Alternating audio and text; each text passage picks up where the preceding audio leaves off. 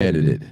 You already know what it is. Live, uncut, unedited. All right, people, this is where we Tell the truth and what? and shame the devil. Come on in, people. You definitely one thing about me, you know I love being black. I what? I love being black. That's what I do. I love being black, people. I appreciate y'all for tuning in. This is live, uncut, unedited, people. Come on in, come on in, come on in. I tell you, we're gonna make some announcements and things like that. Glad you guys are able to come in, and it's a wonderful day. Wonderful day, wonderful day. It's good to be living. Sandy Love, I see you, I see you, I see you, I see you. We're gonna have callers to call in. We'll probably be on about an hour today. We've been really hitting the ground running, people. We've been hitting the ground running. I tell you, I've been working on a campaign for Brandon Johnson. I'm not on his payroll or nothing like this, so I want to get that cleared now. I need Brandon. I need him to come on the South and the West Side to give us what we need, people. That's what I need Brandon to do. I tell you, I'm not in it for it or anything else. Now, if he want to give me some, I'm good. But we need the West Side.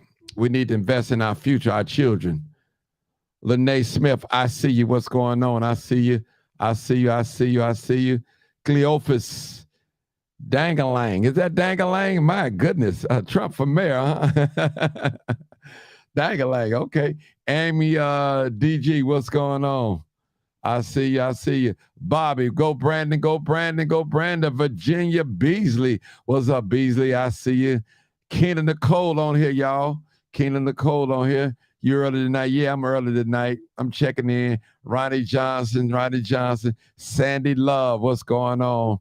What's going on? I see you, Keena Nicole. I just gave you a shout out. Monique McGee, what's up, Monique? My boy D, all the way from Texas. What's up, D? Man, you let me know when you hit the ground running here in the Chi-Town, brother. You know we got to hang, brother. Go chase some crime together. We got to do something. Oh, I see my partner, Vera Giles Norris. That's my partner, y'all. Ain't a thing y'all can do or say. I tell you, that's my partner. Ella Clark. What's up, Ella? Mel Adams. I see you. I see you. What up, Eddie? Man, it was good to meet you downtown, bro. Man, it was good to meet you. You're a clean-cut guy, family man. Appreciate you, man. Appreciate you. Appreciate you. I got a caller already. My Jermaine Jerks. ATL in the house. What's going on? Glenn Stubbs. What's going on? Live, uncut, unedited. Is that Tamara Tolman? Good evening. I see you. I see you. I see you. I see you. Michelle Yarbrough. I see you, Michelle. I see you. Yvonne Manley. All right. Let me see what this caller talking about. You call in all early. Hey, 80-0186. What you want to talk about? What's your name? Where you calling from? What's going on, Crime Stopper? We met back in the day. I used to work over there with Mamie over there at the Storage Mart. Oh, yeah, yes, sir. Yes, I know you. Yeah. Let me tell you something. They call me the crime chaser, not the stopper. I ain't gonna lie like Paul Vallis. He said he gonna stop crime. I can't stop crime, brother. I'm just chasing it. That's all I'm doing. Live, uncut, unedited. Hold on 1 second, brother. Did you take that test? You know what I'm talking about? Yeah. Hold on. Gloria. Hey, Gloria. All right, let me see. I gotta give a few more people to shout out. Nisha Thomas, what's going on? June. There you go. Okay. What's up, Cleon? I see you. Come on, brother. Talk to me. What's on your mind today? What's on your mind today? First thing I want to do is commend you. I think you're doing an outstanding job. Yes. God bless your heart and keep you safe out there, brother. Yes, sir. And my thing with the gentleman that's trying to come in, Brandon, I want to know what he plans on doing with the red line, because the red line is ridiculous. Yes, it is. You know, people are smoking weed and all type of stuff. You know, people trying to go to work. You know, you got to spray perfume and cologne on your clothes, because when you get off the train, you're smelling like weed. It's just ridiculous. Yeah. Hold on one second. I think that one of the Hold on one second. Let me get a few more shots. That's a good question. We're gonna drag Monique McCoy. I want to see you. Tennille Spalding. I see you. Jamila Queen, I see you.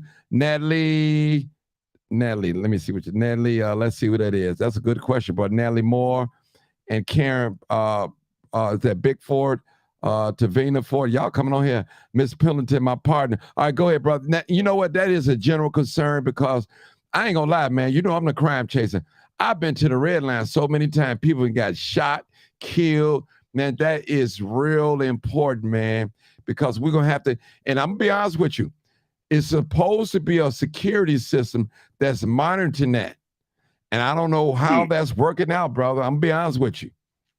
Because now, I'm going to say this because I take the red line every day. I applaud the K9 group. Right. They doing what they're supposed to do. But that other group that's just there with, I don't know if it's Allied or Universal, they be wearing fluorescent jackets with their security outfits, they are doing nothing. All they're doing is making a mockery out of security. They're on their phones, you know, they got the long braids hanging down your back. You know, it's just ridiculous. You know, they on there talking on their phones.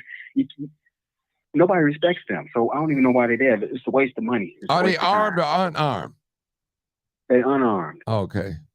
But they're not doing anything. They're traveling in groups. You know, I don't even know what the purpose of them being there for. You know, it's do they get on the train? They're getting paid to stand around. Do they get on the train and ride the train, or they just stay on the platform? Yeah. They ride on the train in groups. It'd be like about at least 6 of them together. Now let me ask you a question. Now, I want you to be honest with me. Now, I know a lot of people find up blunts on a red line. Have you ever seen somebody smoking some blunts in front of them on the train and they didn't say anything? Have you ever witnessed that? No, I've not seen that. Okay. I've not seen that. Now they won't do. They're not so bold as to do that. Oh, okay. Okay. I just, thought. But then I've never seen anybody fire one up, but I've never seen them. I've never been in the position where someone was smoking and they had to ask them to stop either. Oh, okay. Yeah, because there's another friend of mine that comes on here, Roosevelt. He rides the bus and the red line and stuff like that. And that's a general concern to me, man. And I remember, I don't know how old you are, but I remember back in Harold Washington Day, he had the police following certain CTA buses. Now, it wasn't every bus, but certain routes that was known for to be, dangerous and stuff like that. He did, and it did work, man. But they cut that out, though, man. So, they cut that out. They cut that out, man. And that's a legitimate concern, brother. Legitimate concern, man, because those of you that's going to work every day and you shouldn't have to smell weed and all that and have to spray yourself with air freshener and then your job looking at you crazy when you walk in there like you smoke weed. Yeah. And you might be a weed smoker. I don't know, but still, nobody don't want that in their clothes when they go into work. Exactly. So that is a legitimate concern, man. We're gonna hold it right there, sir. I'm gonna take this other call. 872. Where you calling from, caller? And what's your name? Hey, caller. 872. Area code. Hello. Hey, how you doing, my brother? What's your name? Hello. Yeah, what's your name, bro? This the Coach Martin. Oh, what's up, Coach? Man, Coach, I can't remember all these numbers, man. How you doing, Coach, man? How you doing, man? What you got to talk about today, man? Good. I just want to call to agree with the brother. He is so right about them security guards. That is Securitas. Securitas, I used to work for them. Only thing they tell them to do is stand there. If some jump off, call the police. So they be right there on Jackson. When I get off on the red line on Jackson, because I come from out west, I take the blue to the red and then go out south. But when they be on Jackson, they just be standing there. Also, Martin, I want to tell you, keep up the good work. One of my students was talking about you today. I didn't even know who they was talking about. They said they be watching your live. Wow. They learning, man. Class in session. They be watching your live. Yeah. I'm going to just say this, people. I'm not perfect, though, but I try to practice and preach what I believe and stand on it. I'm going to tell you, I love my people now. My love is perfect for my people, and I tell people, hey, always leave some room for some mistakes now. I may say something, get out of line. I got to get checked. You know what I'm saying? So I'm just letting y'all know now. I'm keeping it one. I'm a humble brother. When you see me in the street, I try to acknowledge everybody. If they want to take a picture with me, I take a picture with them and things like that. And sometimes I don't be in the best mood, but I do what I have to do, man, because it's not about Martin Johnson. It's about you guys. For me being a servant, brother, I'm here to serve, brother. And I'm not here to try to take advantage of nobody, brother. That's not my MO. And I've never been that type of person to try to use people or take advantage of people and all that, man.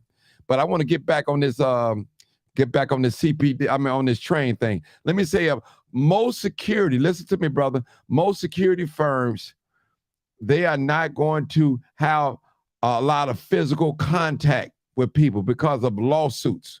And a lot of these places that insure, they're tired of paying out, because I know this sounds crazy. You caught somebody stealing the Home Depot. Now you wrestle with them down to the floor. Now their thumb get broke or get sprained. Now they suing the security company. And the insurance got to pay. So the insurance company's like, hey, now listen, just call the police, man. So that's what's going on with you see. So it's just their presence there. That's all it is. They're not there to stop it. They're there to monitor and call the police if they see something. That's their job. Because if anybody that work at any security firm, they'll tell you not to have a physical altercation with somebody. Because if they break something or break a leg, you know they're going to sue. They know they're going to sue the security company. Well, you said, well, Martin, they was stealing. Well, they was, but that's how it is, people. That's the law. We didn't write the law. That's how it is, brother. For real. For real, brother. It is. So don't forget, man, I need you to invite me out today, one of them days of flag football, man. Coach. Well, yeah. He got quiet on me. Okay, he called back. He must have hung up. Okay. All right, let him coach. His phone it does that sometime. Yeah. Okay. All right, Coach, you there yet?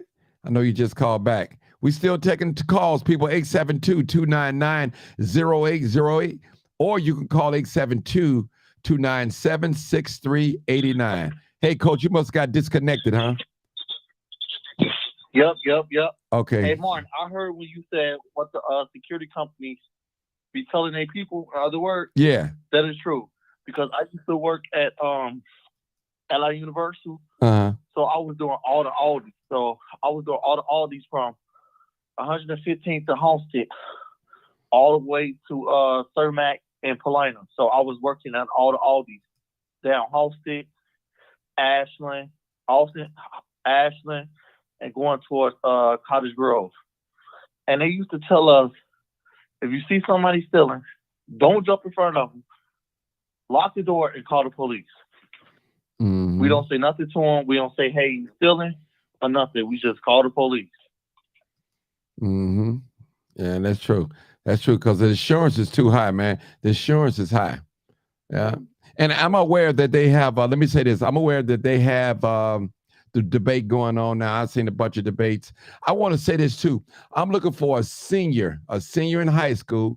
It could be a male or female that have been affected by gun violence. That's what I'm looking for.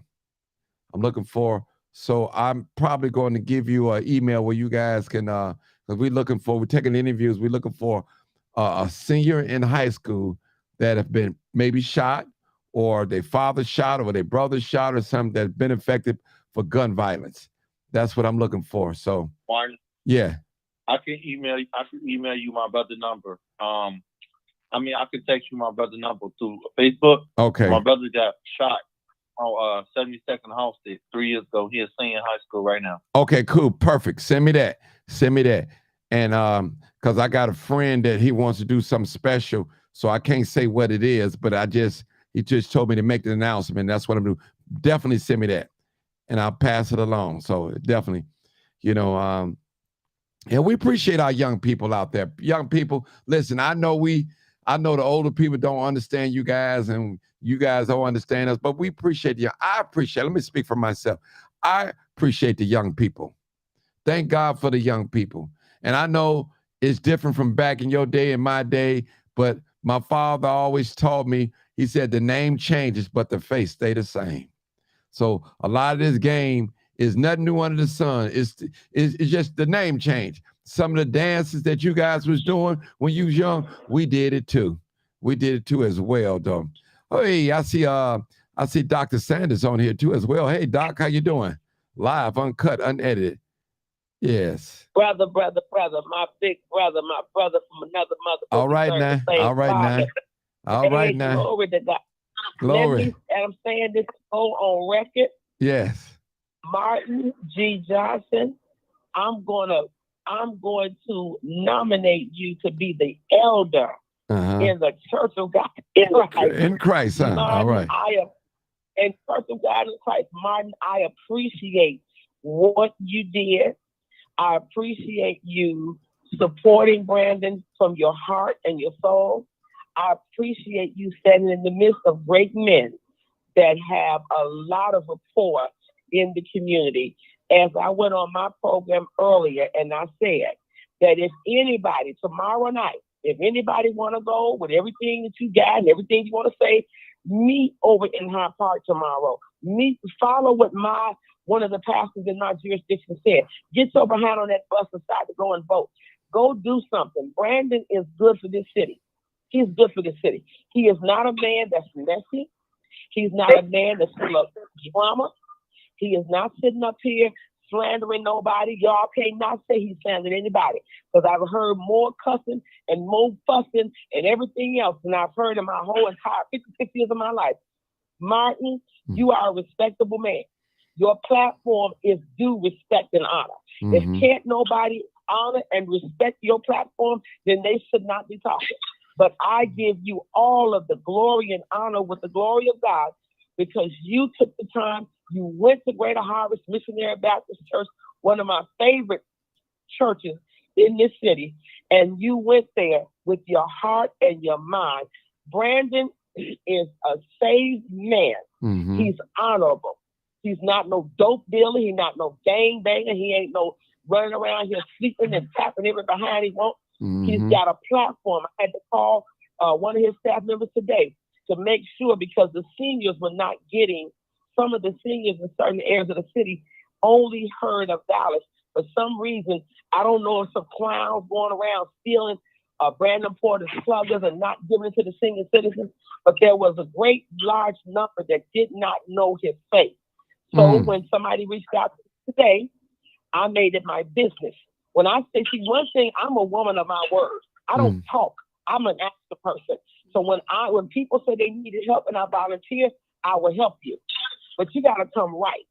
You can't come with no drama. You can't come with no acting on what they call it, reality show crap. You got to be professional. You got to handle things professional. This man here, as I rebuked a whole lot of them fools, you took money from another party and y'all went and got the little $200, which is worth $2 right now in my book, because you did not do it honestly. You were not right. Have Brandon Johnson bribe any of you all for votes?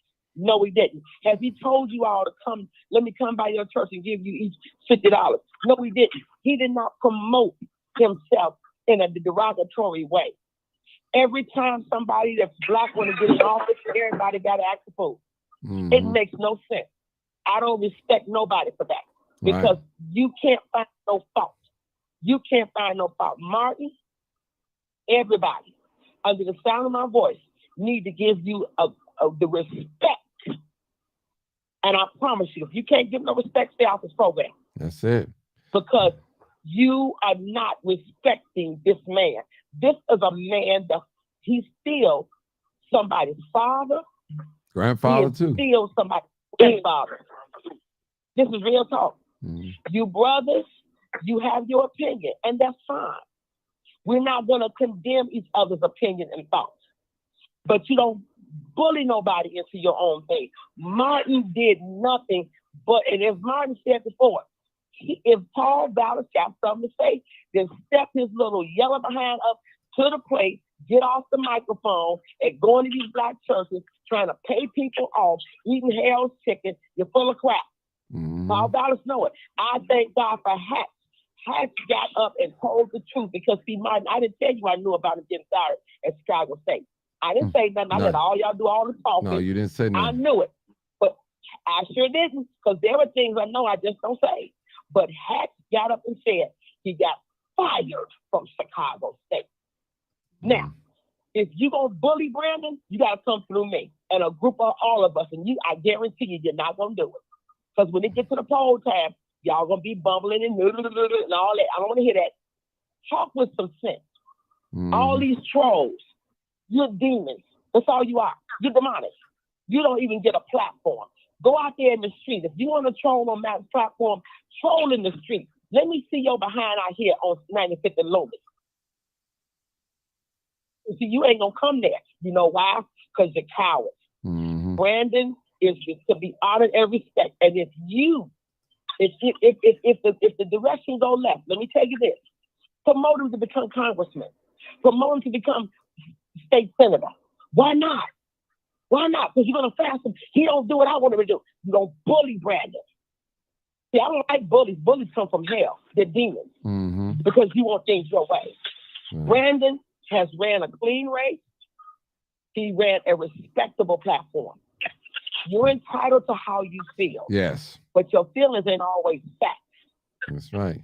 When he gets in office, if it's the Lord's will, and if he get in office, respect him. With the same respect that you want somebody to respect you when you want to run for something. All these people that's got programs and projects and dialogues and development, do things professional.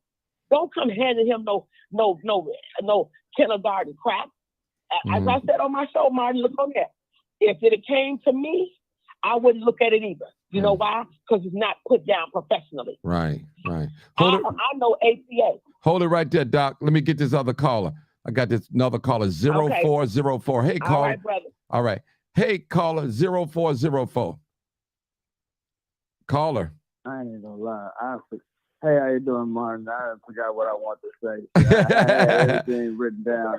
That's okay. And I don't know, but what's the topic again? We're talking about Brandon Johnson. Brandon Johnson, Paul Vallas. You can talk about either or. Don't make no difference. Whatever you want to say. Whatever you want to say, who you think the best candidate, it don't make no difference as long as you don't cuss me out. You can say whatever you want to say. But I know you're always respectful. No, the devil is a lie. No, I know he always respectful anyway, so. Yeah. Go ahead, my brother. I'm scared people talk. You got a sidekick that's going to come in. Whatever she said, I'll ride with her. Yeah. All right. He hung up. Hey, Martin. Yeah. Martin, go ahead, Martin. I love you. Okay, thank you. I am getting ready. I'm out, but I want everybody to know: cut the drama, stop the foolishness, stop it. Because Martin did a lot of things that you all were not going to do. You had an opportunity to meet him today. You got an opportunity tomorrow. God bless you all. Love you. All right. Okay, young man. Go ahead, Coach. Coach, go ahead. Hey, Martin. So when I was on my way to work, right? Right. So this lady asked me who I was voting for. I told her Johnson. She was black. She said she was 62. She deliberately called me a stupid black young C-word. She said, "Why vote for this dude? And he gonna defund the police, and he can't even tell that he got right now by helping the West Side.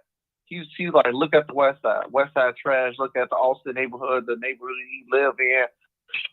Paul Vallas to be the best candidate." So I asked her that. Okay. Do you know Paul Vallas got fired from every job?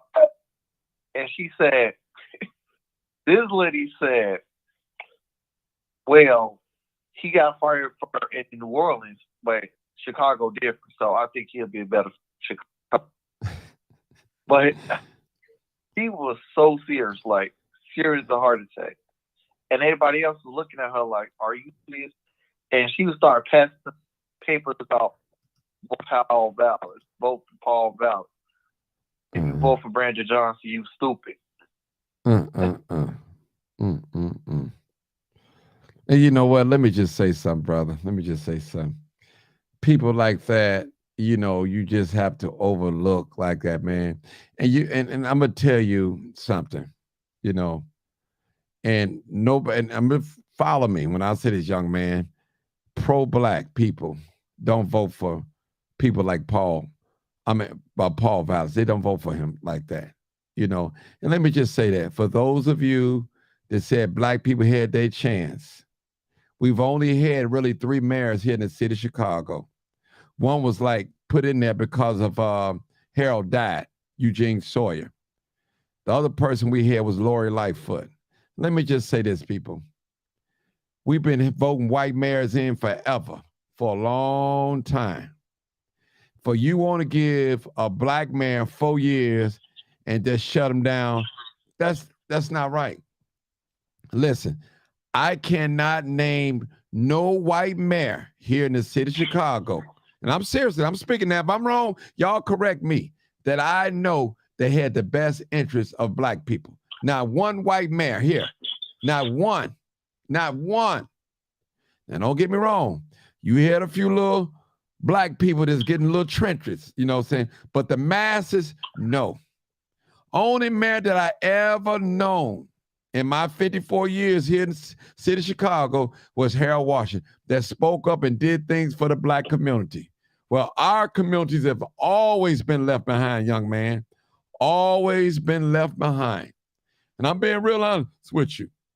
Now, did we have crime during the Harold Washington era? Yes, we did. And I'm going to tell y'all, it's not going to get no better. You can put a police officer on every corner. You're not going to stop crime. Crime is, listen to this, crime is just not murdering. Crime ain't just sticking up, robbing, snatching the grabbing. You got other crimes that never reach the street. We call them white collar crimes. We don't talk about that though. We don't talk about the bank fraud and the housing fraud. We don't talk about things like that. The police crimes, we don't talk about that. And I'm gonna tell y'all people, if you think you can put down some legislation and stop crime, it's not gonna happen. You can't legislate a person's heart. What's in the Bible said, what's in a man's heart? As a man thinketh, so is he. So what you think, that's what you are. And I tell people, you don't do nothing, then say, I just did it before I thought. No, you think it first. Then you do it in that order. You don't go against the universal law. It don't work like that. And that's real talk. People, we have to learn.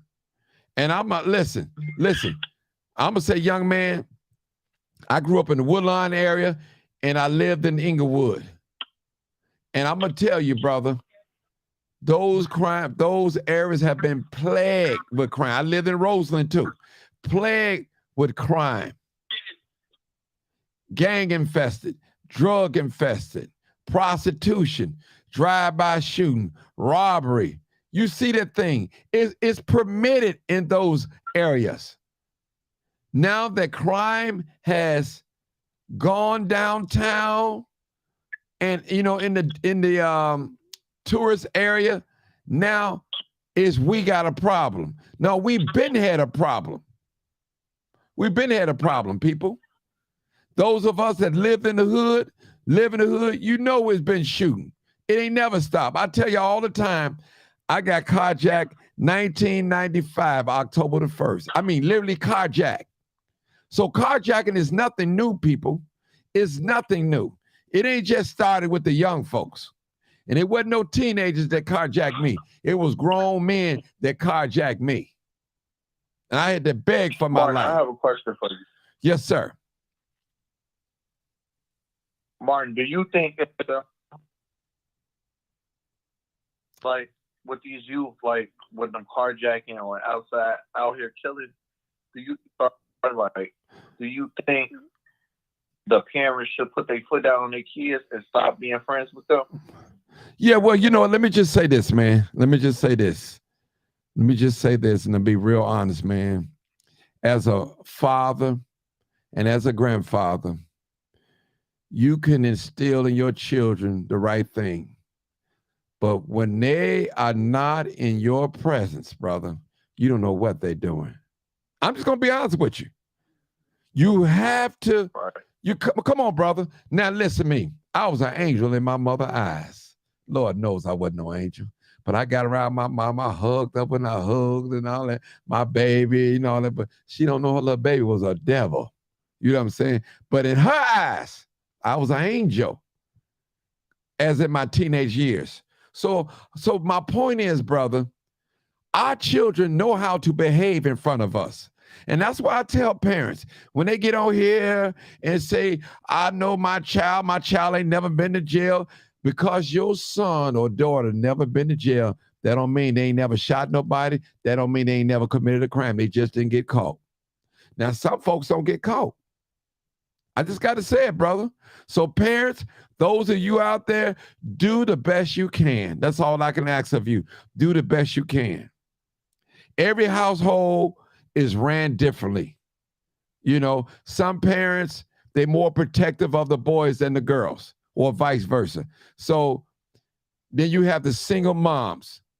They can do the best they can, especially those that have to work and you gone away from your sons and daughters 10 and 12 hours a day. Listen, it's impossible for you to know what your sons and daughters doing every day. I just had to say that, Sarge. I know you work with young people, you're young yourself, but it is. I mean, go ahead, Sarge.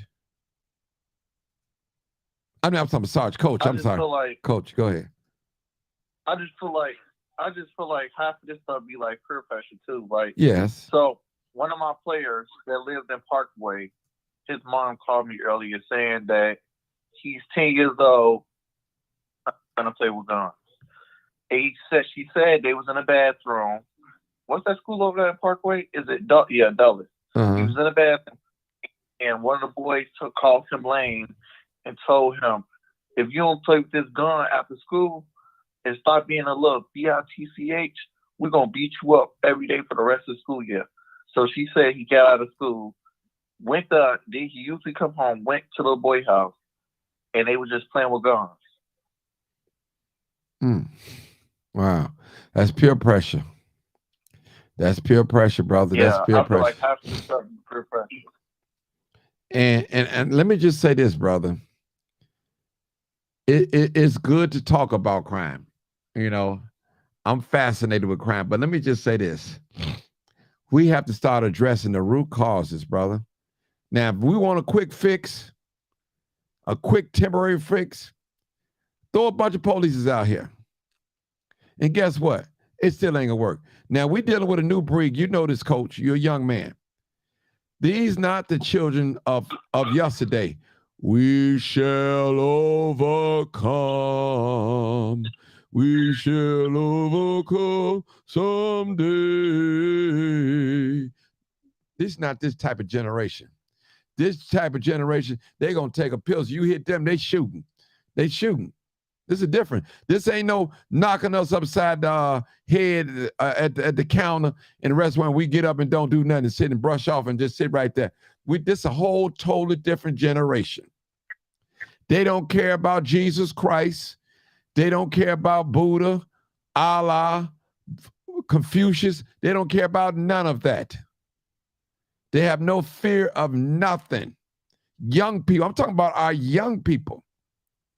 Not just black people, but all young people. I'm telling you, people, these young folks are far. Go ahead. I've been Googling like places for the youth to go. So I was Googling like an empty school. So they want to put the migrants in an empty school. Let's open up a empty school that they not using for the youth to come on weekends from like, you know, so they can play basketball in the gym room and like customize some of the classrooms to be like game rooms for them, and like they can do art, design clothes, like hire somebody to come in and do like designing clothes for them, like t-shirts, jacket, pants. Show them how to do stuff like that schools won't show them, or their parents won't show them, or nobody else won't show them. Because it seemed like the Chicago Park District not allowing the kids to stay past 6 o'clock, which is stupid. So I wanted to, and I was just thinking, I've been Googling it all day. How can I open up an empty school, a big school, and have the kids stay there for like, okay, they get out of school at 3. You come there like 3:30. You do your homework. You do all that. You go home about 9 o'clock. I feel like the building should close about 9:30. So by the time it's that, you tie these young kids out so they won't go do nothing stupid. I want to do that for the west side and the south side. Just Okay. have one building. But I was thinking about what about the kids that's in a game and they can't go on the other side.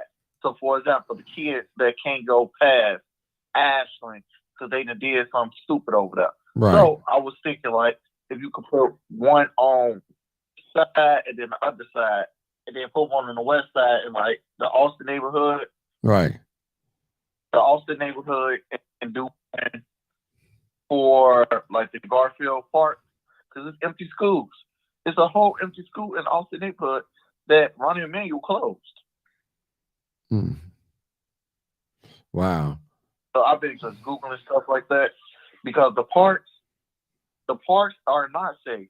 The reason it's not safe is because they just let the kids do anything. Like anything, they come in and let them fight. Well, some parks, the park football that was that. They was letting kids come in and fight. They was letting kids do anything they want to do. So it's not safe. If I want to fight you, I can just tell you, meet me at the park. I'm gonna beat you up. Duh, you gonna come up there because you ain't gonna beat on punk. Right. Well, let me ask And you. instead of the park just jumping in. Well, let me ask you a question. And this is something to think about. You young. We need to promote more than just sports. I mean, like you said, other things. Learn how to sew, different activities, because everybody's not. Yeah, hold on. Yeah, I got an idea too. Let me add on to this. Now, listen. Let me say this. Why is it that young African American males? Now, I read this in a book. I think I got the book right over here too. They can get together and play video games. They can get together and ride bicycles. They can get together to this guy always call me when I'm on live. I thought, okay. Yeah. They can get together and play video games, ride bikes. They can get together to go shoot somebody and do something wrong. But why can't our young people never get together and have study groups and learn how to read? Because a lot of our young people don't know how to read. Yeah, seriously, brother. Because we do. I mean, how we think they got to learn how to be advanced, man. Because, man, we need to get our young people together, and they need to know how to read and count. Because they don't know anything, man. We raising a Generation X. They don't know anything, brother. All they doing, they basing things on their feelings. If I feel like doing it, I'm finna do this. If it seems like it ain't right, I don't care. I'm gonna break the rules. And I tell young people, wherever you go, you're gonna have a set of rules. When you go to high school, you're gonna have rules. Grammar school, you're gonna have rules. When you come in people grocery stores and business, there are rules. You get in people's car, there are rules. Everywhere you go, you have some people, they don't like to follow rules and instructions. And I'm not coming down on our young people, but I'm saying our young people need to have study groups, man. Learning. Their parents need to be involved, man. So let me say this before you talk. Let me say this before you say something.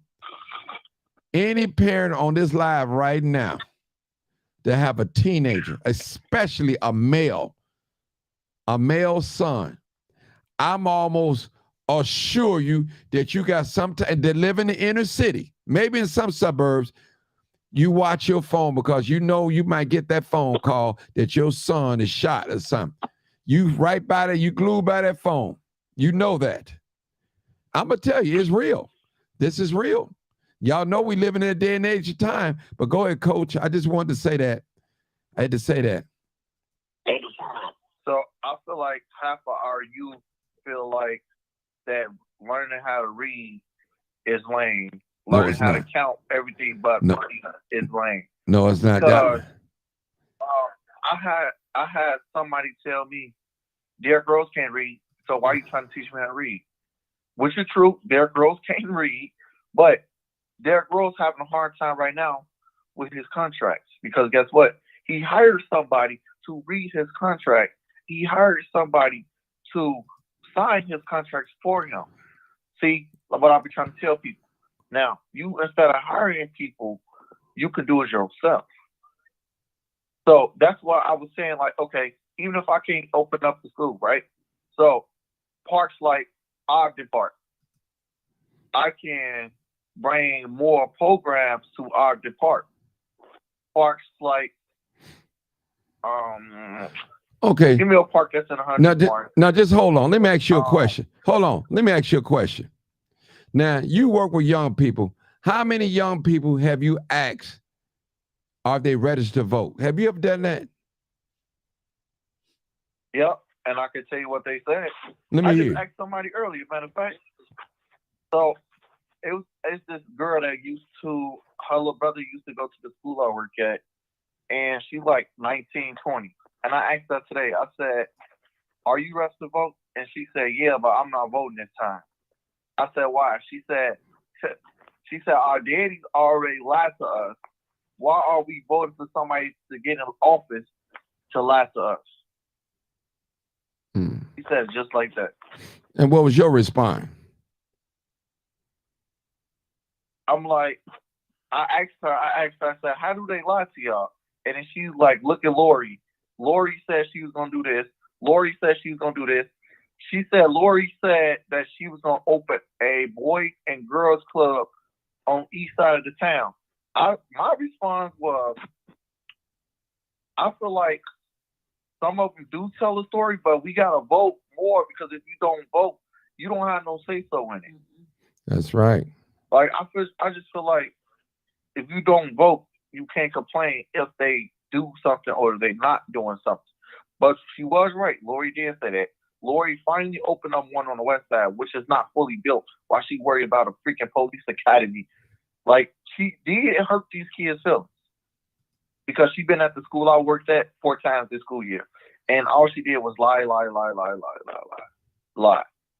Like, I keep telling people, like, she only did that police academy and that Boys and Girls Club because it was around election time, and she thought she was gonna win again. But why would she wait? She waited, Martin, all the way to February. They waited to start building like end of January to February. Why you wait so long? You've been in office for 4 years. You should never lie. Yeah. Let me say something too. A lot of politicians, they make promises, and most of them they can't keep. But let me just say this: certain things that the politicians, especially like the mayors and president, they got to go through their council. You know, they have to go through like city council. They got to approve of certain things. Just like when somebody sued a city, say like somebody sued a city for $40 million. So the city, once they send it to the city council, they got to approve of that. They're going to pay for that or put it back in court. It has to be approved. So right. You have to have people to work with you. See, politics is set up where it's not a dictatorship. Now, some things that you can make an executive order in, but you got to work with your constituents. You have to. You just can't do everything. And this is what I'm afraid of. Soon as Brandon Johnson, I believe that he's going to get in office, those black aldermen are not going to pass some things that he wants to pass. They're going to resist that black brother. But when that white man, Ron Emanuel, was in there, and that white man, Mayor Daley, they, yes, sir. Whatever he said, they didn't go against it. So that's my, yeah. So I see somebody put in the comments that 9 p.m. on a school night extremely late. But guess what? Y'all kids up and down the street, running up and down the street till 10 o'clock, 11 o'clock at night. And guess what? You rather your kids be in that school doing something positive, or you rather get that phone call to say your son or your daughter just got shot?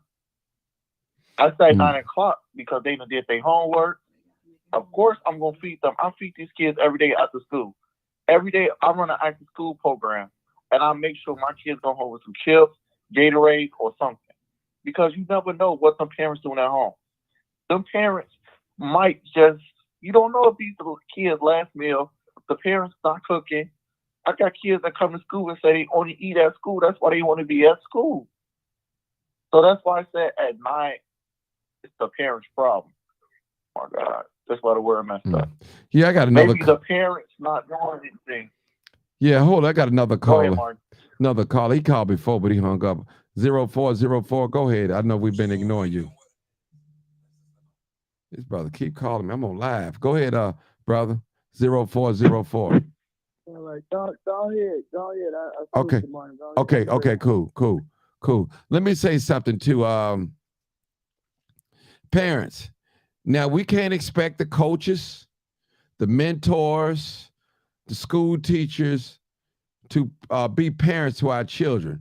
That's our job to be parents, okay? Now, I do believe that they can help, assist, but we have to, those of us parents, we have to be the parents. Now, we can't just drop the kids off at school. Don't ask no questions. We don't know who their teachers are. We never met the teachers. And a lot of us do that, you know. And I see a lot of parents that drop their young babies off at daycare. They just hurry up, get rid of them, boom. And sometimes you shouldn't drop them off. If you ain't doing nothing that day, spend some time with your baby. Spend some time. Ain't nothing like loving on your own baby. Yes, sir. You should ask them how many parents go to their child report card pickup. Yeah. We got 260 kids in my school I work at, and the first quarter we only had 93. 93 parents came to report card pickup. So you telling me you letting this strange lady or strange man teach your kid, talk to your kid? That don't mean because they pass the background check. You don't know their name. You don't know nothing. You just send your kid to school every day, huh? I'm like, I just hope my child be safe. All right, people. And also, go ahead. I'm just gonna say this, and I'm done, Martin. I know I talk too much, but somebody said, but they have to have safe passage. So that's where I was thinking, like, to come in as a school bus, have a school bus to come and drop the kids off. That's why I said put 2 on the south side, 2 on the west side. It can happen. I'm still gonna work it out. I'm gonna keep Googling it. I'm gonna try it. That's it, Martin. I'm done. All right. Call is 872-299-0808, 872-297-6389. All right, come on. I need a couple of callers. This is live, uncut, unedited. All right, people, I've been on here for 47 minutes. 47 minutes. I need y'all to come on, talk to me. Come and talk to me, 872-299-0808. Again, let me make that announcement. We're looking for a senior in high school that's maybe been shot or have a person in their family been shot, a father, mother, or brother, or sister, to contact me. You can inbox me. We're looking for some seniors. That's what we're looking for. Martin. Yes. So you remember the day you was talking about Jamal Green? Okay, go ahead. I just found out that Jamal Green worked with some youth, and he basically told them a story. What happened? One of the kids from Leo, the school on 79. Yeah, I know Leo. I know the principal. Shaka Ross. I know the principal. One of the kids was telling me that Jamal told them that he'll help them find a career path when they graduate. He said this is second year in college, and he's been trying to reach out to this man, and he's not responding. Oof. Yeah. Wow. Okay. Wow. Man, I don't know what to say on that one, though. I don't know what to say on that one. Black folks always think about money. Trump for mayor make black folks have money again. Everything is not about money. Yeah, everything is not about money, I tell you. It's good to have money. Yeah. Somebody said, how much did Brandon pay me? Call in, I can tell you how much he paid me. Call in, William. I'll tell you how much he paid me. Call in. Just call 872-299-0808. Call in, William. And I'll tell you how much Brandon paid me. Since you want to know. You pocket watching. Come on, ask me. You pocket watching. You watching my pocket. Come on in, Mr. 872-299-0808, 872-297-6389. I'll tell the truth if you call in. Call in. Then I can tell the truth. I can tell the truth. Call in and I can tell the truth. So help me God. So help me God, I'll tell the truth. Just call in. I want you to call in. See, one thing I learned about in life, if you want to know something, just go to the source. That's all you got to do. Just go to the source. Yeah, just go to the source. This is live, uncut, unedited. Yeah. This is live, uncut, unedited. I ain't got nothing. Listen, I'll be on live just about every day. Y'all know that, especially with this little talk show. So you're going to ask me. Something you want to know, ask me, and I'll tell you. I'll let you know if you're going too far. I'll let you know. You know, while y'all trying to figure me out, which ain't going to happen because you don't know me personally. Now, if you know me personally, you'll know who I am and what my character is. That's all I'm saying. Hey, listen, that's how I am.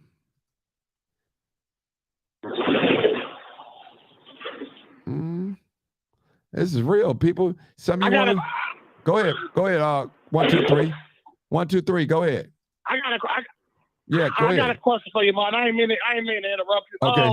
So I remember at one point, you didn't really have a mayoral candidate that you really had too much interest in. No. So my question to you is, hold on. I just didn't announce it. Some things I just don't put out in public right there. I had 3 people in mind. I had Jamal Green, and I had Willie Wilson. And when I met Brandon Johnson out west, those are the 3 that I had in mind. Those are the 3 that I was going through in my mind that I wanted support. Okay, I just want to let you know that. Go ahead. Okay. Go ahead. I just didn't come out public. Go ahead. My question is more so, what stands out about Brandon Johnson and what he brings to the table to you? Okay. Number 1, he looks like me. That's number 1. He looks just like me. That's number 1. That's what stands out. Number 2, I sat down with Brandon before he made it to the runoff. He came on my platform before the runoff. Okay? I didn't know Brandon from a can of paint. Don't know him personally like that, but I'm being honest with you. I did a little research on the brother. Couldn't find no dirt, no messiness and all that. I liked it that I said his brother married. I like his spirit. And I was like, okay. I said, I like Jamal. He young. And, man, he's the future. Then I like the Willie Wilson because Willie Wilson was giving things to the community. Those are all 3 black candidates that I was interested in my mind. Seriously, I'm just being honest with you. And so when it came down to the wire, I thought about it. I said, who would be a good candidate? Now, let me say this too. Now, personally, in my mind, I believe that Lori Lightfoot would have been a stronger candidate against Paul Vallis. Now, I'm being honest with you, but I never voted for Lori in that mayoral election. I voted for Tony. So I said, well, I'm not going to vote for Lori. I knew I wasn't going to vote for Lori. That I knew. I knew I wasn't going to vote for Sawyer, Sophia King, Kim Buckner. I knew I wasn't going to vote for Paul Vallis. I knew that. That was just off the table. So when I looked at the characteristics of Brandon Johnson, I looked at, he a family man. That's what I like. He lives in the hood. And all those things, I identify with him. And he's a church man, God-fearing man. And those are great characteristics to me. Now, I know he ain't God, and I know he ain't perfect. Okay? I know he ain't perfect. So that's where that's how I came up to my conclusion. And I just watched him, and I watched him, and I watched him. And don't trust me, it was a hard decision, man, because I marched and protest with Jamal. I worked with Willie Wilson and all that. And when Willie came out and said, take the handcuffs off the police and so they can hunt the criminals down like rabbits, that was it for me for Willie. Then when I looked at Jamal, I said, well, Jamal, it's not his time yet. In my mind, I didn't come out public and say that. I said, I don't want to No, I said I'm not going to vote for Jamal. Too young. I don't think he's going to be able to win right now. He needs a little bit more season. And plus, he don't have enough money to put the ads out there on, So I was like, nah, I'm gonna go ahead and go with Johnson. That's how I made my choice. To be honest with you. To be real honest with you. That's how I made my choice. Yeah. Makes sense. Go ahead. Go ahead. I think your show has helped a lot of people make the proper decisions, as far as who they want to vote for, And I listened to Brandon on 106.3, and a lot of things he said. Actually, I think you were on that show also. Yes, sir. I was there. I asked him a question. Yeah, I was there. Yeah. Yeah, a lot of things he said kind of touched me too. So that he definitely got my vote. I definitely be voting for him. And let me say this too. 1, 2, 3. And I'm going to be perfectly honest with everybody. I do vote based on race. I'm not going to lie. White people do it too. But what I don't like, when white people tell me, why you vote because a person's black? Well, why you been voting for all these years because a person is white? Don't tell me. That's hypocritical to me. That's all I'm saying. And all I'm saying, brother, listen, we've been in this country over 400 some years. And it's still, and I'm not putting a blame game on that, brother. I believe in accountability. But white people have shown us how they feel about us. And I'm not saying that black people cannot make it in this country. I'm not saying that, but the masses know. It's not going to do. Listen, there's so many obstacles that we have to go through to make it in this country, people. Now, just think about this, brother. You got the migrants, the immigrants. Now, they are a protective class. They don't have no vote. They can't vote. Not at least in the state of Illinois and city of Chicago. But they got money set aside for them. Everything. They have an agenda for them. For the alphabet community, they have an agenda for them. Why is it that it's so hard for politicians to say that they want to do something for black people, or politicians say that they black? So most politicians, this is what they tell me. Well, Martin, I don't want to sound too pro-black because I'm not going to get the white vote. Or they'll say this, I'm just getting along. I'm just playing the role until I get in there. And I'm saying in my mind, just be who you are. Martin, why do you think they do that? Yeah, because they're afraid of white folks. They're afraid of white folks. They want to be accepted. That's why. Listen, one thing I learned about white people, this is what I learned about white people, and I tell you all the time. White people don't respect snitches, and they don't respect cowards. They don't respect that. They don't respect that at all. They don't respect that at all. Now, listen, they like that you're a snitch, tell on your own people. They like that you're a coward because you ain't gonna buck up against them. They like that. Why you think that it's so hard to find black dominant men in key positions like being mayors and all that? It's hard. Most of those men are watered down. I don't want to use other words. I'm just gonna say watered down so nobody accuses me on here bashing. But watered down. How many, now be honest, y'all, be honest with me. 1, 2, 3, be honest with me. And coach, be honest with me. How many black candidates that you hear, not just here in the city of Chicago, all over, that talk about black people? They never say anything about black people or what they're gonna do. How many of them? I mean, seriously, how many really, they don't even say that. You don't never hear them saying, I love being black. I love black people. You don't never hear them say nothing like that. It's always black and brown, or it's all, it's a political talking point. I mean, y'all go answer that for me. Answer that for me. I mean, I feel like you're correct. They don't, but I just feel like I wouldn't say they just being get along Negroes either. Sometimes you got to play the game the way it's set up. Brother. Even if you hold on, let me finish. Let me finish 1 second.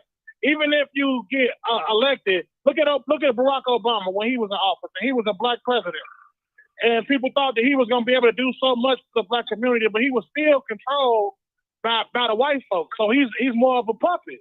So even with a black man, it's only so much that he can do. He's not going to be able to just unleash all the resources on the black community. He's still being controlled. Okay, let me just say this too.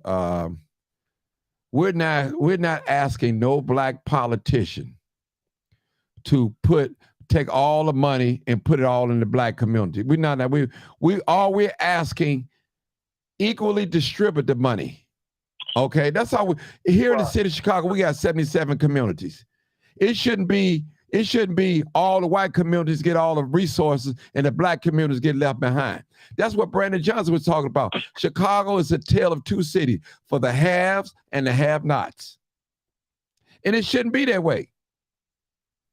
It shouldn't be that way. That's all. Okay, give you an example. Y'all hear Sister Erica over here always talking about the contract. Listen, in the water department, it's 50% white. In the police department, more than 50% white, more than 50%. Fire department, all these different departments in the city, it's white. Now, is that racist? Is that fair? What is it? Why is it that you guys, it's not evenly distributed? Why? You got to ask yourself that question. Why is it?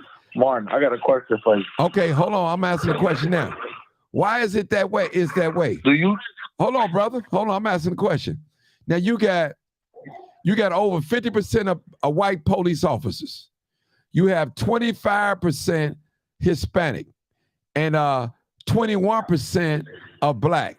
So does that number reflect the city of Chicago? Why is it that white people got all the jobs? Why is that? Is it because the blacks are not qualified? Or is it staged? Or is it set up? Or it's supposed to be that way? I'm asking the question. Maybe somebody can help me out.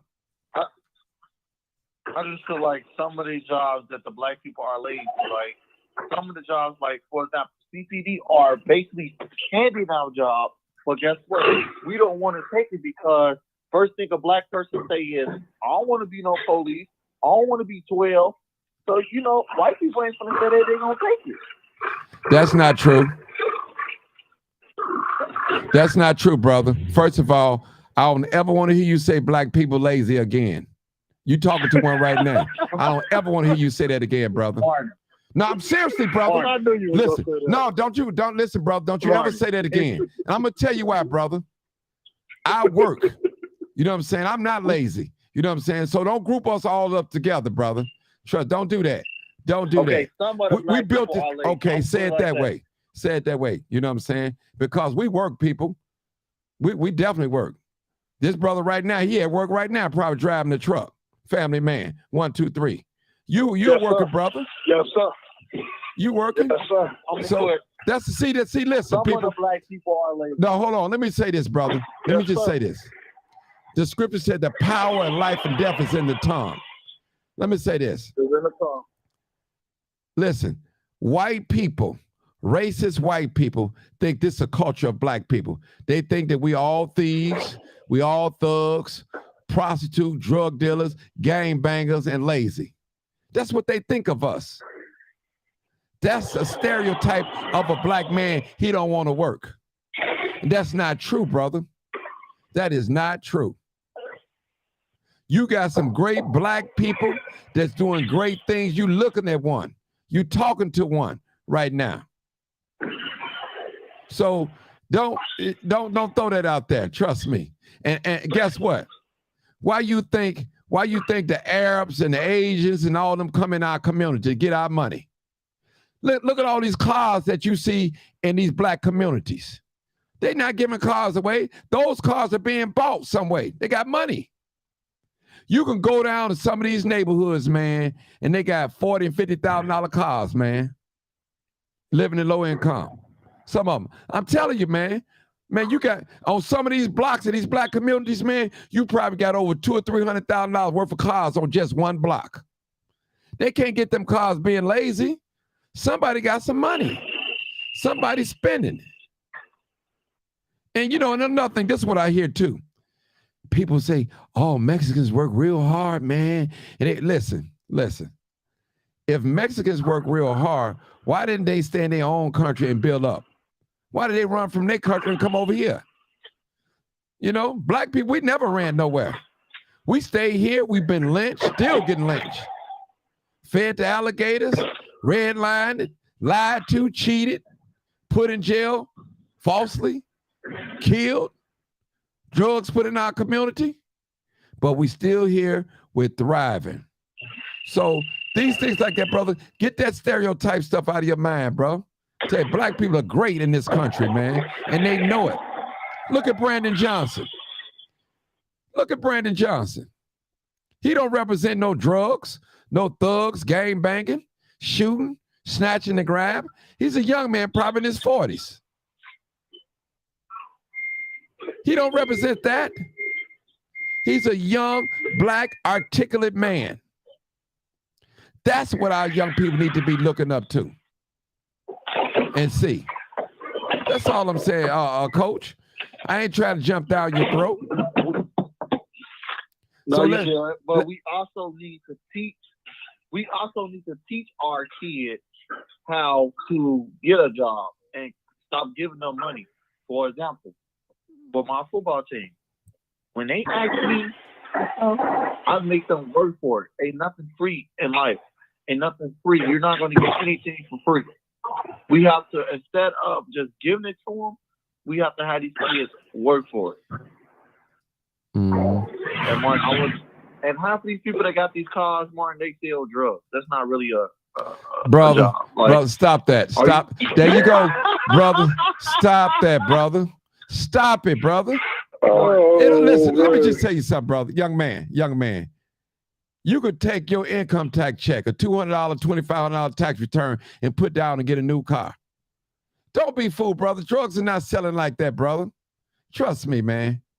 Listen, most of these people that's trying to sell drugs, they're using it. Come on now, brother. Don't do to people like that, bro. Trust me. Don't do that. Don't do that, man. Everybody's not selling drugs, man. You got a lot of these young people don't sell drugs. They robbing Brinks trucks. They snatching and grabbing. They doing identity fraud. There's a lot of little things out there.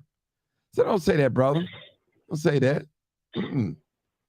Don't say that, brother. Get out of that stereotype, bro. And that's the problem. That part I will agree with. And it's like you stereotyping, and you kind of, it's like that's our own form of discrimination. You see a black person with something nice, and he must be doing something illegal. How you know he ain't running a business? How you know he ain't working and put the work ethic up his work ethic so that he can have things like that? So like we ain't thinking no better than the white folks. Man. That's true. I'm not a racist at all. You're right. You're right, brother. I agree with you, man. We got to get out of that stereotyping, man. We got to get out of that stereotyping, man. I'm telling you. Listen, people, you got hard work, man. Listen, the circle I've been in millionaire circles. I know a couple of people in millionaire. And they'll tell you, I ain't never asked them for a quarter. I don't do that. I don't beg nobody. I tell a millionaire in a minute, man, teach me how to get it. Don't feed me no fish. Teach me how to fish. Teach me what you know so I can get my own. That's how I am, brother. I'm not, listen, brother, listen. We all not involved in all that.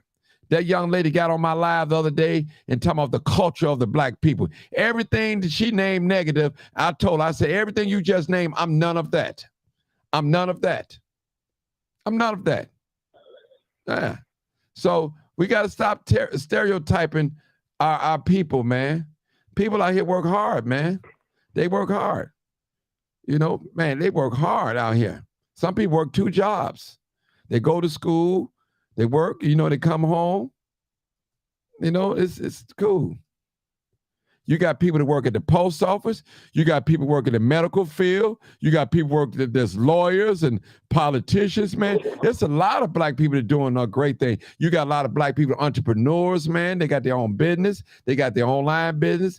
We just don't know what they're doing, how they getting the income. You got some people right now on this live wondering how I get paid. It's none of their business because I never revealed it to them. It's none of their business. It's none of their business. They think this the culture of black people, and that's not true, people. It's not true. And some black people, when they get on here and say bad things about, are you talking about your mother or your father? So your mama's a drug addict? Is she a thief? Is she a scammer? You got to remember, you got black parents. And that's real talk. Every black person's not. Listen. If you look at the news, you would think it's more black men in jail than in college. You would think that. They would have you to think that, but that's not so. Nobody wants to show the good of black people. All they want to do is talk down on black people because of their bad experience. You got to move around. You got to move around. You got to find you another circle of black people that's doing things. You got people out here right now that's 100 years old, still gang banging, throwing up gang signs. 100 years old, still throwing up gang signs. What type of example are you to young people? You won't tell them about your experience when you went to prison, when them guys rape you. You won't talk about that. You won't talk about the experience when somebody put a knife in your hand and told you to kill them. If you don't kill this person, we're going to kill you. See, we have to be straight up with our young people. We out here telling young people these old lies. We shot this person and all that. And that may not be the case. So I'm just saying, people, we have to be real, people, because you had a bad experience with a certain type of black people in a certain era. We all are not like that. The black people I know are doing great things. A lot of my friends are doing great. Trust me, a lot of my friends are doing great. And I know some that's not doing great. God bless them. God bless them.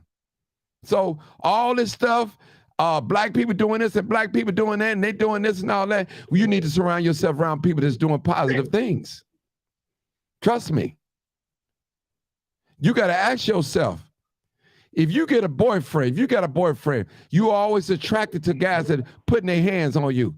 You got to stop and ask yourself, oh, hold on.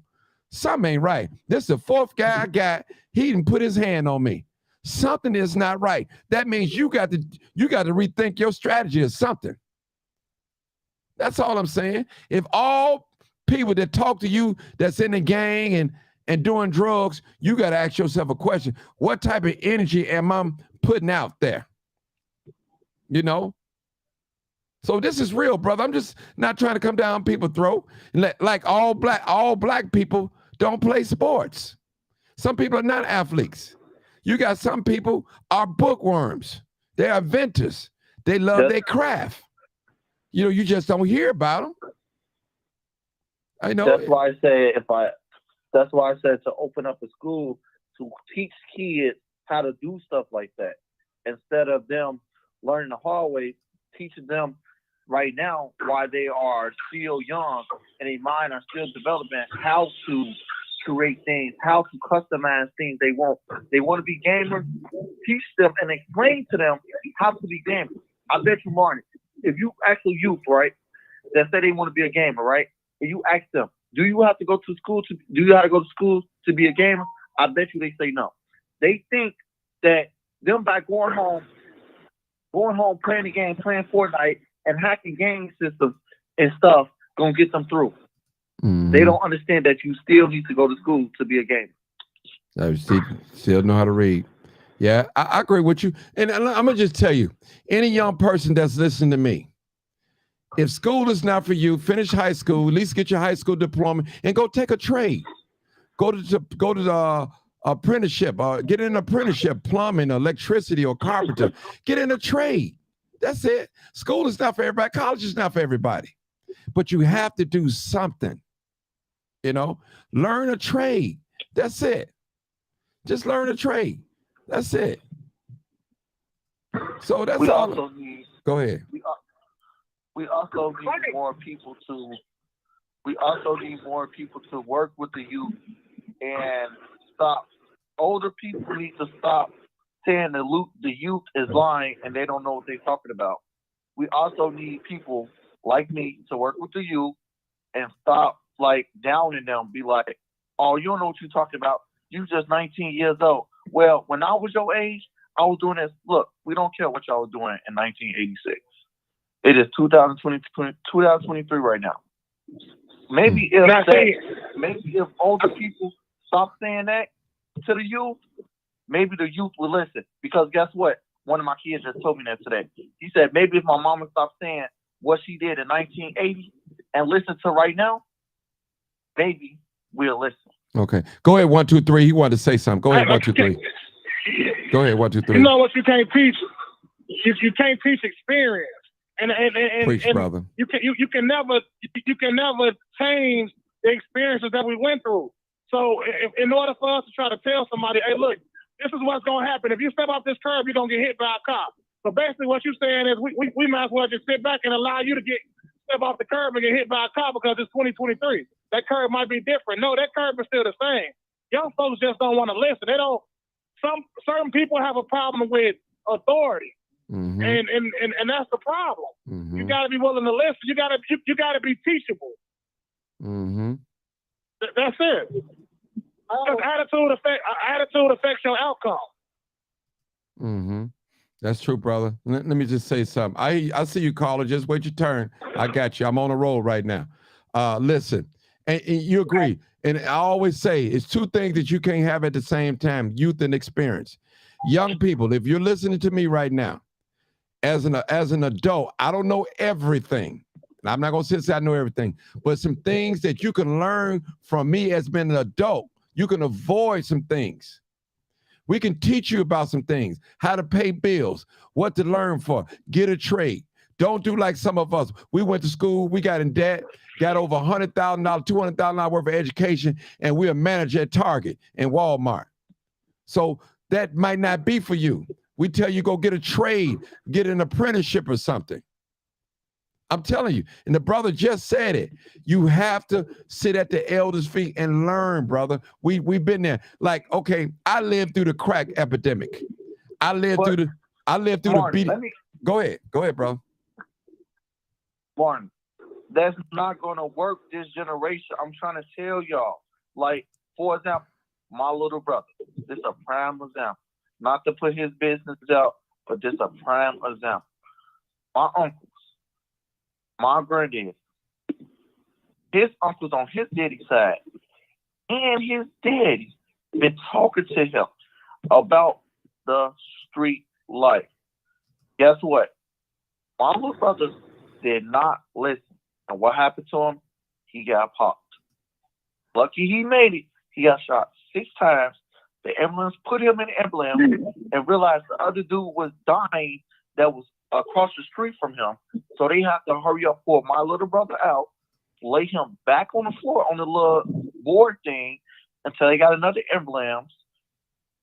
Like, Martin, they think, Martin, by saying that 1998, listen, like some people like this is what I'm trying to say. People like this, they be like, oh, I was in the 80s. Listen to me. I know what I'm talking about. Martin, you don't have to throw your year at the kids. They don't care what year you was born. The kid's not going to listen if you continue to throw the year at them. Mm-hmm. Just tell the kids what you got to say. Okay. I see a lot of people, hey, Coach, Coach, Coach, Martin, hold on. I got to stop you, Coach. I got to stop you right now. Because, see, I got to help you out a little bit. Let me explain something to you. I don't know if you ever experienced this.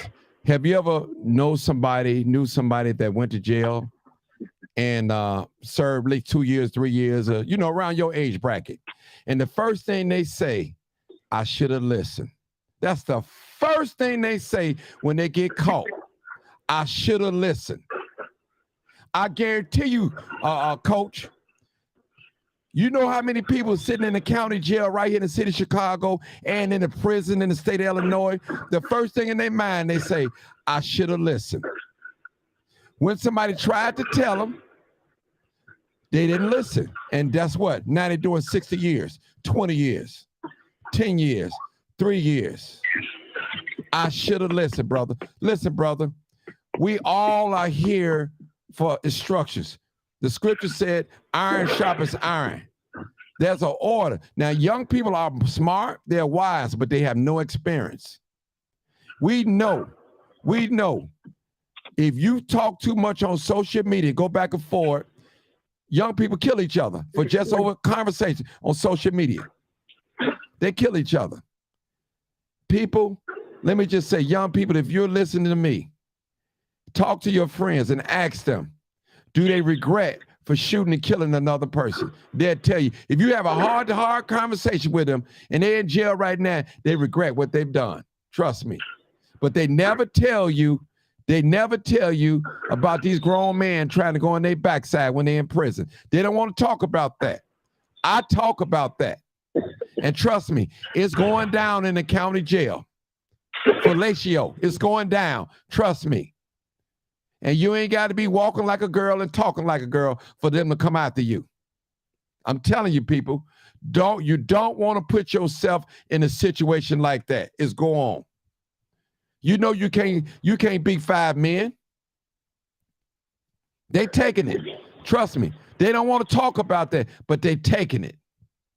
Listen, some of these men have been locked up for so long, the boys look like girls to them. That's all they see. I'm just telling you the truth, bro. So think about when you out there pulling that trigger, and trust me, you're not going to keep killing people and thinking you're going to get away with it. It's not going to keep happening. My father used to tell me when I was out in the street, he said, Martin, every time you sell a bag, you're getting closer and closer to the penitentiary. Your chances are slim. But let me go to, I had a couple of callers holding on, and I want to get to them. I'm so sorry. 09900. Go ahead, caller. I'm sorry. Go ahead. I'm sorry. Yeah, Martin. Yeah, I had to call in because I heard you reference me. So yes. I had to call in. Yes, I sure did. But yeah. Yeah, I understand what he's saying. And obviously when people generalize stuff like that, they don't mean all black people. No, well, hold on. You got on here last week and said the culture of black people. That's very disrespectful. You said the culture. That's not our, everything that you named, sister. I was none of that. So I felt offended. Okay. That's not our culture, sister. Okay. Well, what I should have said was the culture of the inner city, the black culture of the inner city. That's what I should have said. Yeah, because that's not. Listen, I don't claim that. I listen. Certain things I don't claim. Certain things I just don't claim. I'm not out there shooting and robbing, killing people. You know what I'm saying? And I don't. Matter of fact, I don't even have a joy of people doing things like that to each other. I hate to see people, white, black, or whoever you are, kill people just for nonsense stuff that you can sit down and talk about and everything. If you can't get along, you go your way, I go my way. And well, Martin. Go ahead. See, let me just say this about you. Hold on. Let me say this to you. For you to have a black parent and you could not tell me nothing good about a black person shows me that there's a deep hatred for black people in your heart. For you didn't even say nothing about your black parent. I don't know if it's the mother or the father. I don't know which one. You didn't say nothing good. And and that's what I couldn't understand. I could not understand that. I asked you, hold on. I asked you a question. Remember when I asked you that? I said, yeah. Can you name me anything good thing about a black person? And you told me that you mix. So that I'm assuming that you got a white mother or a black mother or vice versa. So you didn't even say nothing good about your parent. That was black. What I said was, what I later said was, I said the good things that I wanted to name, it seems like they're no longer existent. That wasn't the question. That wasn't the answer. I was asking I asked you, if you told me straight up blank, I don't have nothing good to say about none of them. That's what you said. No. Right. So, and then I clarified. Okay. And I clarified my answer. Let me ask you a question. Do you know your father? Yeah, I do. Can you tell me something good about your father? Yes. Let me hear it. He would always, whatever I needed, like for school or something, he would supply that. He made sure my basic needs was met, like a father should. Anything else? Yeah. He would tell me some things. Who laughing? That's what I'm saying. It's not a laughing matter. This is serious. People, we don't do that. We don't do that on here, bro. Right. Whoever's sister. Some of y'all don't even know y'all father on here, so I'm laughing at me. Hold on. I wasn't laughing at you, man. I'm laughing at someone reading on Facebook. One of the comments. Relax. It wasn't nothing about you. Okay. Oh, okay. Okay, because right. Okay, we forget you. Okay, all right. Go ahead, my dear sister. Go ahead. I usually have my phone muted. Let me mute it. I'm sorry. Okay, all right.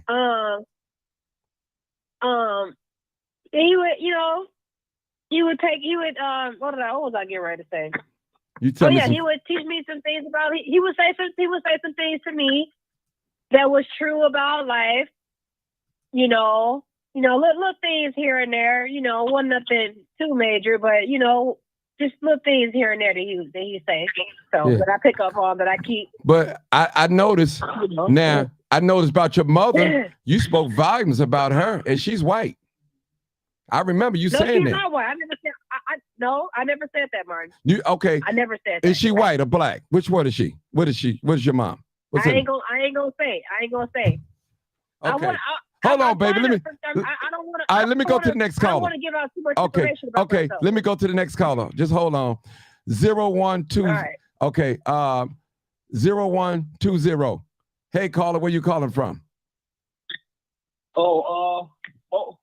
Bolingbrook. Okay, how you doing, my brother? Yeah, man. Yeah. How you doing? First of all, I want to go back. When God was talking about President Obama, he doesn't know. He didn't work a job because Obama set it up now where you could, as long as you make less than $65,000 a year, you could get medical insurance through the state. So back in the days when you made $30,000 a year, you had to pay for insurance through your job, which was $50 a week. Mm. And how many baby mamas do he have? Or how many baby daddies other people have? It started at the home first. Raise your children. Quit talking about how black men is. Oh, black men is not lazy. I get up every day at 3 o'clock in the morning and go to work. And I've been with the same woman 35 years. I have 2 kids, only by her. Mm. Beautiful. And the city is, hey, listen, quit talking about black men. Hey, first of all, we black. And if you want your ass kicked every day by the police, vote for Paul Violence. Vote for the white man. You see, and let me tell you something. I've been living in Oak Park, Bolingbrook, in the suburb on the west side all my life. And my neighbors been white. When I see them with their other friends, you know what they say? They don't call me their neighbor. They call me, he stay in the neighborhood. Because they don't want them to know. Because if you sound like, if he say, I'm his neighbor, it sounds like we friendly. So he don't want to call me his neighbor. Mm. Wow. He don't want nobody to know that he stays next to a nigga.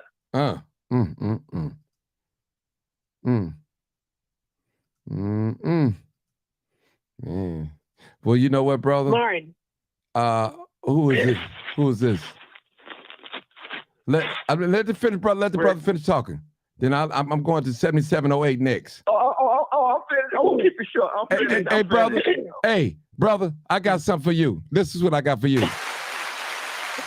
Thank you so much for getting on here testifying for. That's what you did. You testified, brother. I appreciate you because black people, if all the people you be around is shooting, gang banging, doing drugs, you need to find you another circle of black people. Okay? Do that for me. Get you another circle. Move around. Move around off the block. Right. Get off the block. Get off the block. That's right. Get off the block. We ain't all walking around here with a hat, long hair, and all that. Listen. I got locks, but guess what? I'm one of the most respected. Somebody got to put their phone on mute. Put your phone on mute. Somebody playing, Martin. I got it. I know. That's all right. I put it on mute. Listen, black people, we all listen. Even though I got locks in my hair, I'm not walking around here robbing, taking advantage of nobody. I'm one of the well-mannered people. Right. I come in peace. That's what I do. I come in peace.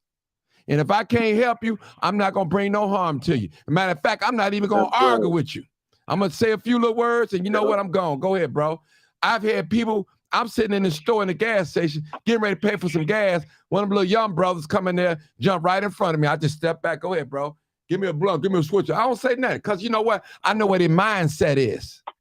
Okay, I got something to live for. Yes. I got something to go home to. Yes. You know what I'm saying? So that's my mindset. So I understand the mentality of somebody. You see me standing in line, I'm next in line, you jump right in front of me. Guess what? I'll take that L and I'll live to tell about it. You know? That's it. Let me go to the next caller. 7708. Everybody put your phone on mute. Hello. Hold on. That's somebody got their phone playing games. That's all. Go ahead, 7708. Wow. Go ahead. How we doing? Yes, sir. Go ahead. Yeah, so I'm calling in. I'm hearing some of the conversation. I just want to speak on a few things. You know, Martin, you and I are always talking. Something I always say is the black people who I come across from day to day, I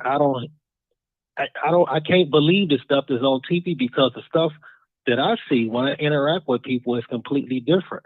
I'm around people that's working, going to college, taking care of their kids. There's dads involved with their children, married couples, people saying, excuse me, thank you, hugging each other. Like, I'm around a lot of black love. So what I think has happened recently is that people have got lazy and so accustomed to not getting out there and taking their own word, using their own eyes. And do not. Go ahead, brother. I got him. I'm getting him. Go ahead, using their own eyes, and what they're doing now is just looking at the perception of the media. We know who run the media. So, yeah, if you look at the news, if you look at social media, you think black people are just super predators, savages. But if you get out and actually live life, chances are you probably got done wrong more so by someone that didn't look like you than someone that did look like you. I think black people go out their way to make sure that they don't perpetuate these stereotypes. You know what I'm saying? Like, literally going out their way to not be what people want them to be. And so you have to ask yourself, the people out here talking so negative, is this stuff that I've just been seeing that they're placing in front of me, or is it actually interaction I'm having every day in life? Because you're going to have a little evil in every walk of life and humanity. So the fact that they made us out to be the worst beings in history is just ridiculous. How they flipped the narrative, the things that have been done to us, and now they flip the narrative to make us portray us as the ones that people should fear. It's just, they did a great job, and now they got black people doing their work for them. So white people even got to do it for them. Black people will reinforce those white narratives and those white agendas. The white people ain't got to do it no more. You know, one other thing I want to say though, there was I believe you referred to him as a coach. This is Marty G, aka the Crime Chaser, live, uncut. Go ahead, brother. Go ahead. You referred to him as a coach. Yeah. He was saying what you can't do.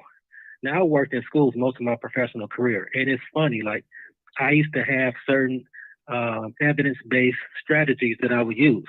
They come from the book, but also I would do things kind of off the record. And it was crazy how many of my colleagues would tell me, well, that's not going to work. And it's like they didn't even allow a chance for it to work. They just shut it down automatically. Oh, that's not going to work for these type of kids. At the end of the day, we can't keep treating our kids so different. Yeah, they may come off a certain type of way, but guess what? Once you build rapport with them, you can put trigonometry in front of them and they'll follow you. So it's really about building that rapport and getting past that initial interaction, whether it's old or young or this or that. I always felt like I was old enough for them to respect me, but young enough to still be able to speak their language. But I always wanted to make sure that they knew that I wasn't one of their peers. I'm not trying to be super relatable to you. I'm not trying to be one of your peers, but I do know the language that you speak, but understand that I'm not one of your peers. And as long as I display respect for myself, ultimately those kids came around. It didn't happen overnight though. But for someone to say, well, that's not going to work for these kids, I think you got to be careful saying that, because basically you're saying these kids don't have a chance. All this stuff will work for them. Robotics, track and field, all these different things that are for other kids. It'll work for our kids. We just got to introduce it to them a different way and individualize it and maybe present it a different way. But don't ever say what won't work for our kids.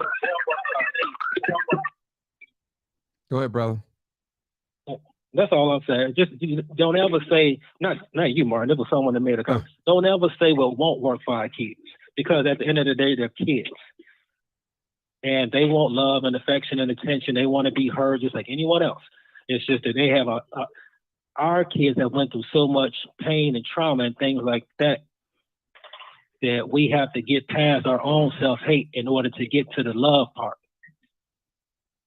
So that's all I'm going to say. Okay, thank you, brother. Let me ask you a question, my brother. I know you. Of course. You're a college educated man. How many degrees you hold? 3. 3. You're a young black man, right? 3. You're a homeowner? You're a young black man, right? Yes. And you're an entrepreneur, right? Hold on, I getting feedback. What you say? Just hold on for a second. Let me clear this up. Y'all just hold on for a second. Hold on for a second. Hold on for a second. All right, let me clear that up. You know, we got the distractors calling again. Let me just put them on hold for a minute. And so let me just tell you, people, if you don't know any positive black people, you need to get around some. Trust me, you need to get around some. You definitely need to get around some. Seriously. So don't let nobody whoop this stuff on y'all. Black people lazy. We don't do nothing. I work my behind off. I work my behind off. Ain't nobody died and left me nothing. I'm telling you. And I ain't got much, but what I do have, I want to hold on to it. For real.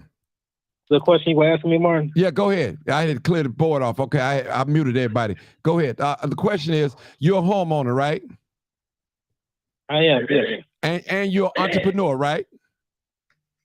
Yes. Okay, see, this is a black man right here. This is a black man right here. This is a black man right here. Caller, this is Marty G, a.k.a. the Crime Chaser, live, uncut, unedited broadcast. All right, people. Just before you speak, please turn down all Just your give me a audio. minute. Please turn them off. You know, we got a down. booty hole again. A booty hole. Booty hole. They mad because I got a crowd. They mad. They mad. They mad. They mad. That's what they do. This is what they do. That's what they do. I tell you, this is what they do. So I know how to shut them down. Just hold on, people. Hold on. All right, I can boot him off. Okay.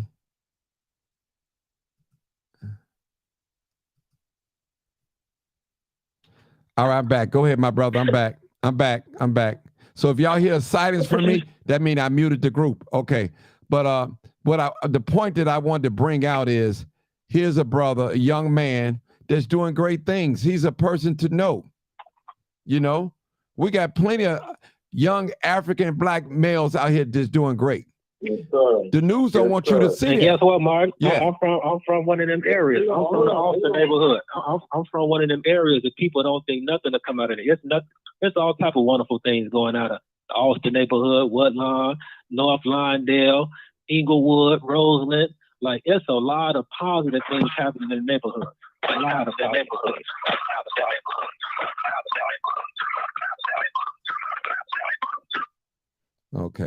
Okay. I identified the problem. Okay, yeah. But so, and that's what I'm saying, people. Listen, people, don't be deceived. Every young black man out here ain't trying to get every girl he see, or trying, you know, come on now. Come on, people. Come on, people. Come on. So this is a prime example, people, of a young black man. Young, middle age, if you want to call him middle age. So we ain't out here, don't ever let nobody say that's our culture. If that's the case, it's a white people culture for genocide. Listen, they was hanging black people to tree. They was castrating us. And everything. Hey, y'all, do me a favor. Do me a favor. The numbers that's calling me, I'm finna put them up on the screen and make sure y'all call them. Okay. Make sure y'all call. I bet they're gonna stop that now. I'm gonna put these numbers up. These are the numbers calling. All right, I'm gonna put these numbers up on the screen. Hold on, people. I'm gonna put these numbers up on the screen. These numbers, and so y'all can see who they are, and you can call them, put them on blast. Other callers, I haven't put y'all number. I'm putting these little callers I know where all this friction coming from. So I'm going to put it up on the screen. And y'all give them a call. Give them a call. And ask them why they're doing what they're doing. Because they're hating. But anyway, getting back to this. Go ahead, my brother, 7708. Go ahead. 7708, go ahead. I was just saying what you. I was just saying, you know, we got to be careful that we don't let any outsider infiltrate our minds and have us believe what they want us to believe, and then speak. You pretty much speak on how they think of you. Right. I would try my best to find some good black examples. Go ahead, bro. Yeah. Yeah, and if you're finding a difficult time finding people like that, I would question myself. Why is it that I'm not around nobody positive? That's very problematic. Mm-hmm. If you just can't find nobody and you ain't had no examples in your personal life, that's very problematic. And I would want to literally question who was even saying that. Mm-hmm. There's no way one individual around nothing but negative people or had nothing but negative experience with a whole group of people. Then that don't even sound right. Mm-hmm. Okay.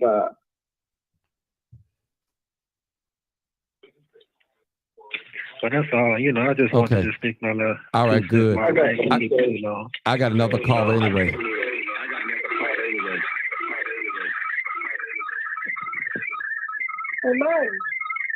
I'm going to the next caller, baby. You can hold on. I'm gonna come. I can't talk anymore? No, because listen, every time I get on there, I gotta spend 3 hours talking to you. I'm not gonna spend no 3 hours with you, baby, today. I don't have the time. You know, we always talking about this little race stuff. What did you want to say? I'm just saying, I can't. What is it? I can't contribute nothing. I can't contribute nothing to the conversation as people call in and I piggyback off what they said. No, because see, what do you want to say? What do you want to say? Go ahead. What do you want to say? I'm just trying to see, you know, I'm just listening. I'm just, you know, whenever somebody says something, if I have something to say, you know, no, because I just want to be able to chime in. I'm not trying to. I don't have nothing to say right now. I don't have nothing to say right now. Okay. Well, I'll let you talk in a minute. Let me get I got 2 more calls. I see you, Marcus. I got 3 more calls. 3845. Thank you so much. 3845. 3845. Come on, caller.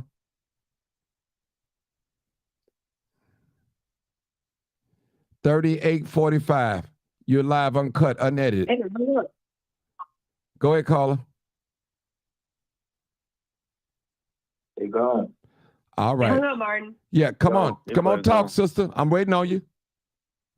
Me? Okay. Yeah. Okay.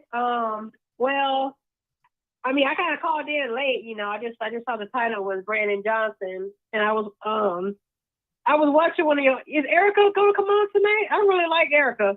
Sister, come on now. Martin, come on. What do you want to talk about? Come on, get to the point. No. Get to the point. I just said I didn't really have. Okay. I don't have anything to say at this moment. I said if people call in and I listen and I have something to say, that's what I meant. Okay, hold on. Let me go to the new caller. Come on, Marcus. 0941. You haven't said anything. Come on, Marcus. 0941. What's going on? What's going on, bro? What's going on? Just got through listening to WVON. It sounds like a phone. Don't worry about it. They're trying to disrupt it. Just keep talking. Keep talking. Don't worry about it. Keep talking. Well, Jedediah back in town. Okay. And Lamont is back on the scene. So I guess that's a good thing. This election, what they're doing, even on your thing here, trying to shut this down, they're just showing people why they shouldn't vote for Paul Allen. I hope they know it. All of this is not going to decide the vote. In my precinct alone, I stepped in the parking lot by the library just so everybody listening in and seeing over scores of black people coming out to vote. And I'm quite sure they weren't voting for Paul Allen. Hold on, Marcus. And yesterday, a lot of 300 and something people coming out to vote in that same place. Early voting. That's just early voting. Marcus. Marcus, I need you to hold on 1 second. Let me straighten this out real quick. Let me straighten this out real quick. Just hold on. All right. All right. Let me straighten this out real quick. I'm going to straighten this out real quick. All right. I'm going to straighten this out real quick. Straighten this out real quick. All right. All right. All righty. Let's straighten this out. It's still live, uncut, unedited, people. We're not trying to be get deflected. All right. Hold on, Marcus. I hear you, Martin. I also hear somebody. Fucking crackhead, Mark.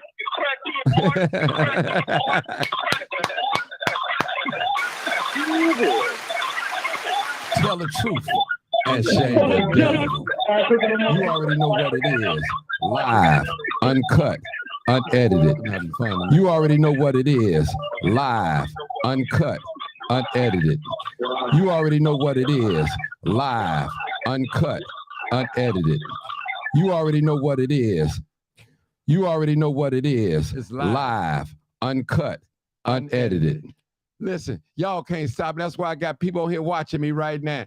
Listen, you devils, you ain't nothing but some devils. You're mad. You're mad. You're mad. You're mad, man, because ain't nobody listening to you. You're mad. You're mad. You can't stop me. The scripture tell me that no weapon that's formed against me shall prosper, for greater is he that is in me than he that is in the world. You better believe that one can chase 1,000 and two could send 10,000 to flight. Them demonic spirits.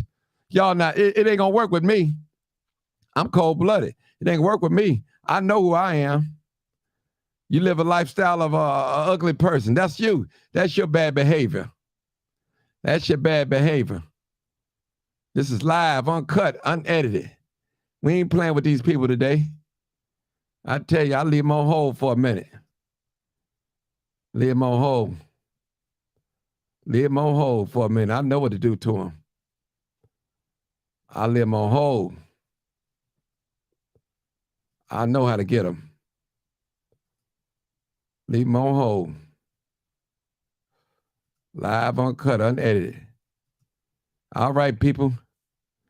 Listen, people came mad. They mad. These old dope dealers and these ex-cons and all these scammers, they mad. They mad. They mad tonight.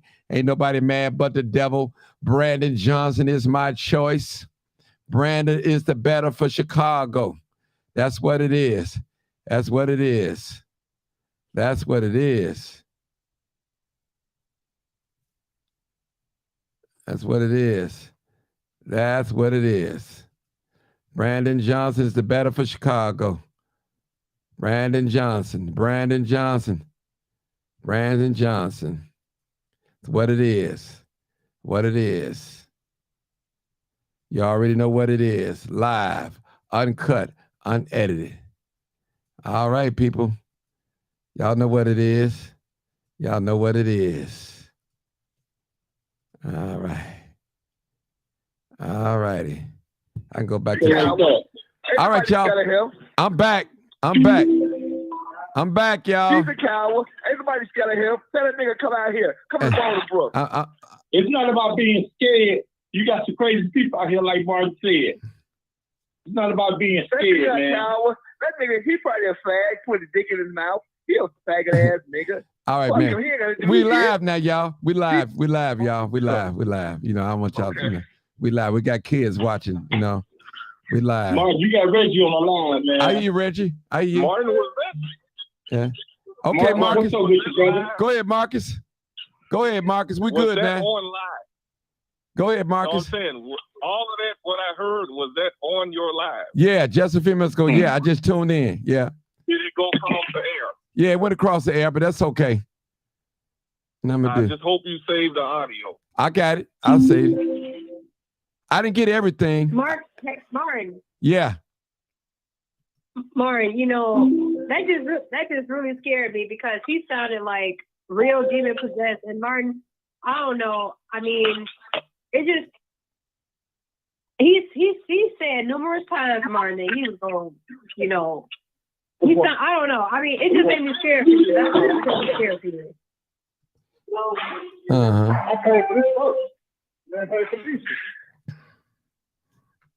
Because he sounded like he meant it. It just, you know how these Chicago men are. They feel like they ain't got nothing to lose. And, you know, you doing something I don't care about it. I get big, threats and all they the time. jealous. I get threats all the They time. jealous. You got your Ain't none of them going to step in my face. They ain't going to step in my face and say it. They know how I get out. Anybody know me, they know how I get out. And I'm going to tell you something, people. If you ever hear about me doing something to somebody, they had it coming. You better believe that. I'm going to defend myself at all costs. I don't care who it is. Martin. Yeah, go ahead, bro. Hey, Martin. Yeah. Hey, look, right. Look, why do all the people that got a problem with you doing something positive in the communities that you crime chase, and they got a problem with you doing something better for our community, man? They not for the community, brother. What is it? They not for the community, brother. These are the people that keep the community in chaos. They want to keep it going. Right. They keep it going. They're not, brother. Listen. Why you think the Black Panther was so necessary to us back in the day, bro? Just think about it. If the BDs, the GDs, the Stones, the Disciples, and all of them would have got with the Black Panthers, man, look how far we would be, man. Think about it, man. Right. Some of these guys, they love this mess. Go ahead. And see, that's the thing. That's what I'm trying to say, because of the simple fact you got women coming on trying to divert from the situation that's really at hand. Right. We fucked up as a people. But the thing is about it, they will come on and try to denounce what you're trying to put out in the world, and that ain't right. I don't think that's right, bro. Mm-hmm. I don't think that's right. And you got the little kids on. I'm gonna kill you. I'm gonna do this. I'm gonna do. Nigga, you not gangster. Them little kids ain't gangster. Mm-hmm. They ain't gonna fight. They ain't gonna stand up and toe to toe. They gonna pull a gun and shoot out the car. They gonna shoot in the back or shoot you. Saying they ain't gonna do no gangster shit. They ain't finna do no gangster shit. Them niggas ain't no gangsters. That ain't what you call no gangster. A gangster beat you up. A gangster beat you up. Hey, Marcus, you still on here? Yeah. Hey, Martin, go ahead and let Marcus talk. Okay. Marcus, go ahead, Marcus. I was just listening in the conversation, but basically they're doing all of this for what? I mean, the voters are gonna pick who they want anyway. Exactly. And if that white man wins, he's gonna be another Daley. Daley got in office, made all them promises, and did not deliver on half of them promises that he made. And people got their own mind. They got their own mind. And he told the feds where to step off that too. And he told the feds hold on, bro. That too. Hold on, bro. Hold on, let's hit Marcus. Hold on, go ahead, Marcus. I'll let you talk, brother. I'll let you talk. Hold on. Basically, like I was saying, Daley made a whole lot of promises, and he didn't deliver. He put a lot of black people in office because he controlled them. He privatized this city. You have to pay to go to the lakefront. You literally have to pay to go to the beach. When you park in your car, you got to feed the meter. You got to pay. Chicago is harder to live in because of the Daley administration. Paul Vallis come out of that administration. Daley put a lot of black people in office that he can control. They were black faces that was under his control. He was the puppet master, and they were the puppets on the strings. They had to do what he told them to do. He appointed a lot of aldermen. So he had rubber-stamped aldermen. Those aldermen wasn't fighting for the interests of the people. They were appointed by the very mayor that they would have to stand up and fight against to get what they wanted for their votes. So all of this that's going on right now, it's just telling me why I should vote for Brandon Johnson even more. Instead of you telling people to come in at it, on a nice way, vote for Paul. If you want people to vote for Paul, then approach in a nice way. approach in a nice way. You can't gangster the vote. You're not going to stop people from voting for who they want to vote for. People are tired of putting white people in these seats, and they've done nothing but made black people lives harder. Black children out here dying. You know what? When people are chasing a bag, they don't give a damn about kids dying. They don't care about kids hearing what we just heard on your live right now. Mm-hmm. They don't care about that. Mm-hmm. They're chasing money. And some of these young people are dying because they're chasing materialistic That's things. right. Tell it, Marcus. Mm-hmm. I mean, and it's sad. It's sad. We are communities. We're supposed to be black power, descendants of great kings and queens, but we're not acting like it. We're fighting each other over two candidates. I'm going to just keep it real that either one of them get in office, you shedding blood, and they don't care. They're not going to care about you. They're in office now. Is it worth it? Is it worth it? You should never promise somebody that you can get people to vote this way for them. Black people ain't stupid in this city. They are not stupid in this city. They're going to vote for who they want to vote for. We're tired of being held down, in chains, and controlled by these people who don't care nothing about us. They come in our neighborhood and make these broken promises all the time. And our neighborhoods are still the same. Mm-hmm. Let's move out of Illinois. And that's basically what I got to say. Reggie, you want to say something? Sorry. Yeah, hold on, Reggie. We're talking about Paul Vallis now. We're not talking about nothing else. What you want to talk about, sister? Talking about Paul Vallis and Brandon Johnson. I hear you. Okay, what you want to say? Listening. I hear you. What do you want to say? I was getting ready to respond to him. I said, just move out of Illinois then, because Mayor Daley, they made it so expensive. I didn't know that you got to pay. Well, you have to pay now to go to the beach, or just pay to park when your you car. have to park your car. Yeah, you've always Think had to about do that though, right? Downtown. No, you didn't. Not No, you at the didn't. beach, yeah. That started when Daley got in office. Oh, well, I haven't Never lived had in Illinois. I haven't lived in Illinois for over 5 years, but it's still my hometown, where I was born and raised. But you know, I put feel like red light cameras up. Yeah, He I put know the about that. I know that started like on a bribery system. I've seen bicycles go through those red light cameras, and it's triggered it, and a light will flash. So that's how I know it's corrupt. And I've seen it in broad daylight. So I was going to the where store I'm at, and it flashed on me, and I was crossing the street walking, not driving. It flashed on me. I turned around and said, Marcus. "Well, do I got a license plate on my butt? Y'all gonna send me a ticket to the mail?" Mm-hmm. See, that's why, like, where I'm at, we don't have any of those red. Well, actually, in some parts, like in the suburbs, they're starting to get them, but most areas they don't have that, and you don't have to get like a like a permanent parking sticker, your city sticker. You don't have to get any of that stuff here. So, I mean, how much is a permit? But hold on, y'all. Hold it. We finna. I've been on here 2 hours, almost 2 hours. I got to get. I need like 0120. I need you to say something before we get out of here. Come on. Yeah, don't worry about no intimidation, man. You know, I love what you're doing. You're doing positive things. Don't let nobody scare you. Oh no, you know? not at all, brother. Anytime someone does positive things for the neighborhood, you know, they try to intimidate them, you know. But we got your back, brother. Trust me.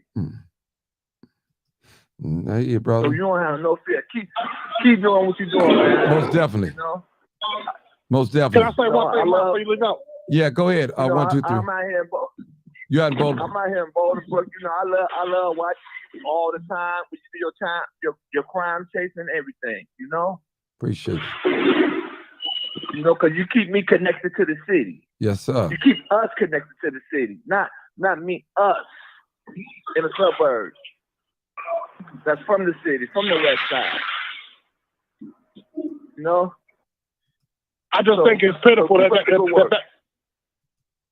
that kind of ignorance can be shown from another African American just because you disagree with somebody's vote or disagree with somebody in general. You should be ashamed of yourself, brother or sister, whoever you are. That don't even make no sense. No. That was a man. It's sad. It's sad. It's really sad. It's a sad situation. It's sad. Probably lack of education, first of all. Probably alcoholic. That's it. Been drinking all day.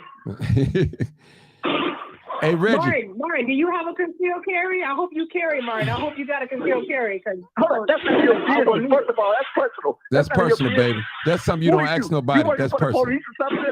What? You work for the police? Hold on. Why are you jumping down my throat? I don't even know you, brother. Because you don't even live in Chicago. You always asking strange questions. Are you the police or FBI? Are you the FBI? I'm concerned about Martin. I'm concerned about Martin because that man. I just heard that man. You know how the Black Panther got set up? You read the Bible? Are you Judas? Are you Judas? First of all. That's what I feel. Okay. Always a woman. It's always baby. Stand your case. Baby girl, stand your case. I wouldn't expect him to answer anyway. Relax. Okay. Martin, Okay. Martin, Listen. that ain't even necessary, Martin. That's not even necessary. Listen, this is what we're gonna Ain't do. even necessary. This is what we're gonna do, people. We're gonna stop talking about that. You know what I'm saying? That's all. We're gonna stop talking about that. Okay. Reggie, did you want to say something? Yes, sir. Go ahead, Reggie. I just want to say, we at a time as Black people, anytime you get on the forum and you say defend your Black father, you can't say nothing good about it. You shouldn't get on the platform. You call yourself a stand-up brother, you got to stand up and stand up, and whatever the consequences is, so be it. So that means I have to die for this call, then we have to do that. And as long as I know you are Joseph, you ain't got nothing to worry about. And I'm gonna leave it at that. Okay. That's it, my brother. Okay. Hey, Mark, can we say a prayer for that brother at the end of it? Yeah, you can say a prayer for any brother on here. Yeah. Yeah, we need to. We're gonna pray together. I like you to lead, Martin. You're the better spokesperson. All right, y'all gonna have me praying. I don't have a mind for praying. Y'all know I don't. I'll pray. Oh, go ahead, brother. Go ahead and pray. I'll pray. Go ahead, Marcus. Go ahead. Father God, I come to you right now in the name of our Lord and Savior Jesus Christ. Yes, Lord. Things going on in this city and in this country right now. And the devil is moving all kind of ways. Father, I just ask that you will intervene, that you will put a covering around everybody that's involved in getting the true word out, getting the right people in place, Father God. I pray that you will have your way and that you will not let the devil stop what's going on in this city for the good of the people. Father, there's too much blood running down the street drains of this city. There's too many mothers and fathers crying, too many sons and daughters dying, God. I'm praying right now that you will stop the death angel from walking the streets of Chicago and even walking into the homes of each individual. Father, there's a lot going on in this country. There are protesters saying that they're going to rise up if Trump get locked up, Father God. There's chaos all over this world, God. Come on. Move in the mighty name of Jesus and cause peace to reign where there's chaos. I'm asking that you will change the hearts of people who have hatred on their hearts, hatred enough to want to kill another individual because of their choice or how they vote. Father God, I'm asking that you will get in their mind and in their heart and take away the desire to want to kill, the desire to even hate, Father God. Change them and let them be able to sit down at the table of brotherhood and sisterhood and shake hands and love on each other, Father. I'm asking that you allow love to come in the presence of hate and that it will knock hate out of the way, God. Please, God, protect this city, protect this country, protect this globe, God. We are fighting each other for nothing. We're fighting each other for nothing, God. Just rain down on us and bring peace. And whoever get in City Hall, God, I pray that you will work through them for the good of the people, for the good of your people. That's right. and that you will have your way in the name of Jesus. Amen. You already Amen. know what it is. Live, uncut, Amen. unedited. Amen. Boy, that's a good prayer, Mark. Look at Amen. that preacher come up out of you, boy. Hey, tell you, I had a glorious day, people. I'm not in the bad attitude or nothing like that, people. I know I'm doing the work of God. You know what I'm saying? I help people. That's what I do, people. It ain't all about money. And somebody want to know how much Brandon Johnson paying me. Brandon Johnson paying me big zero. That's what he paying me, big zero. Big zero, big zero, big zero. And I can say that I can stand before man and God. That's what he paying me. Big zero. Big zero. That's right, Mark. Big zero. So God is paying you. yeah. So that's what I'm getting paid, people. But anybody want to That's know, right. you can ask the source. Since you want a pocket watch. Matter of fact, do you got anything to donate to me? My Cash App is the Crime Chaser. Cash App. $ Crime Chaser. You can donate something to me. If you think I need something, come on with it. I'm happy to take it, accept it. I tell you, I'm happy to accept it tonight. And y'all know I don't beg nobody for nothing. Hey, listen, what the psalmist said, he said, I was young, but now I'm old. I've never seen the righteous forsaken, nor his seed beg of bread. I tell you, people, you'll never see me out there begging. God always make a way for me, brother. Always make a way for me. Always make a way for me, brother. I ain't got to be out there taking something from somebody. That's not my MO. And if I'm going to take something, I know who to take it from. Now, live, uncut, unedited, people. This is real. This is real, people. This is real, people. All these haters, man. Haters. And we know who behind that. I already know who behind this. They just mad. They mad. They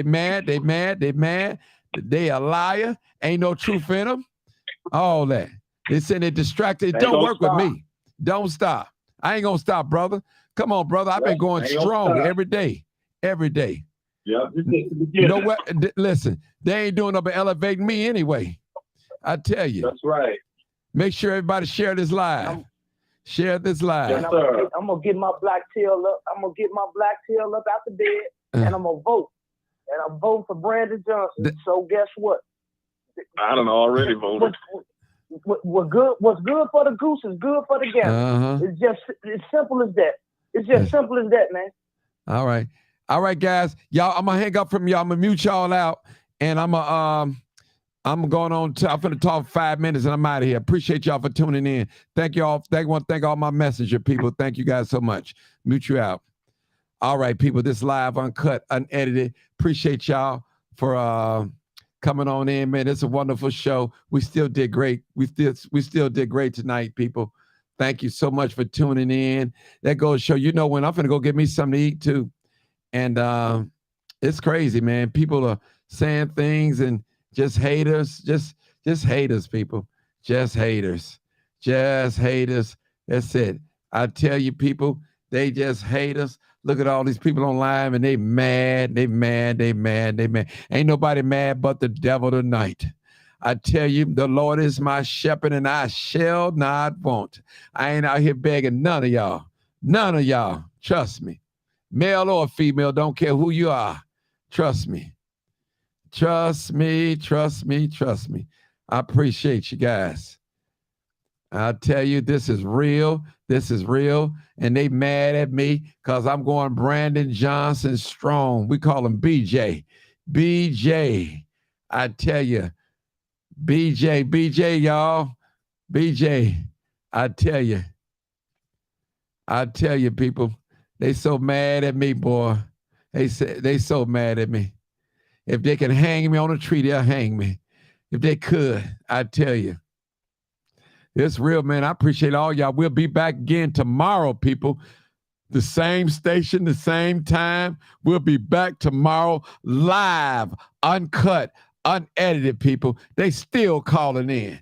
They done. They can't even get on this live and say nothing.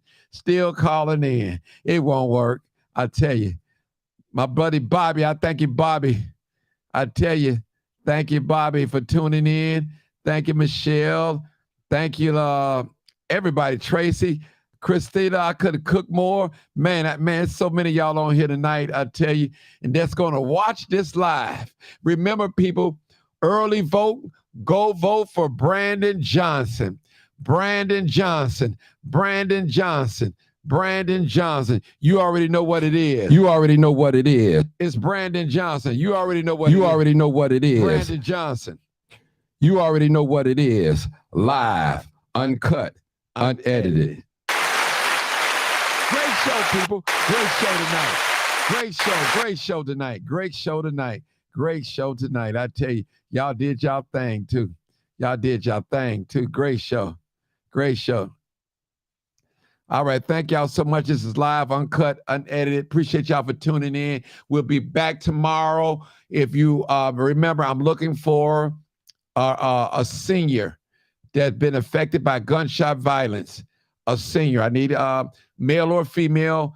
Inbox me. Inbox only. Thank you. Thank you so much. Thank you so much, people. All right. I'm out of here. I got to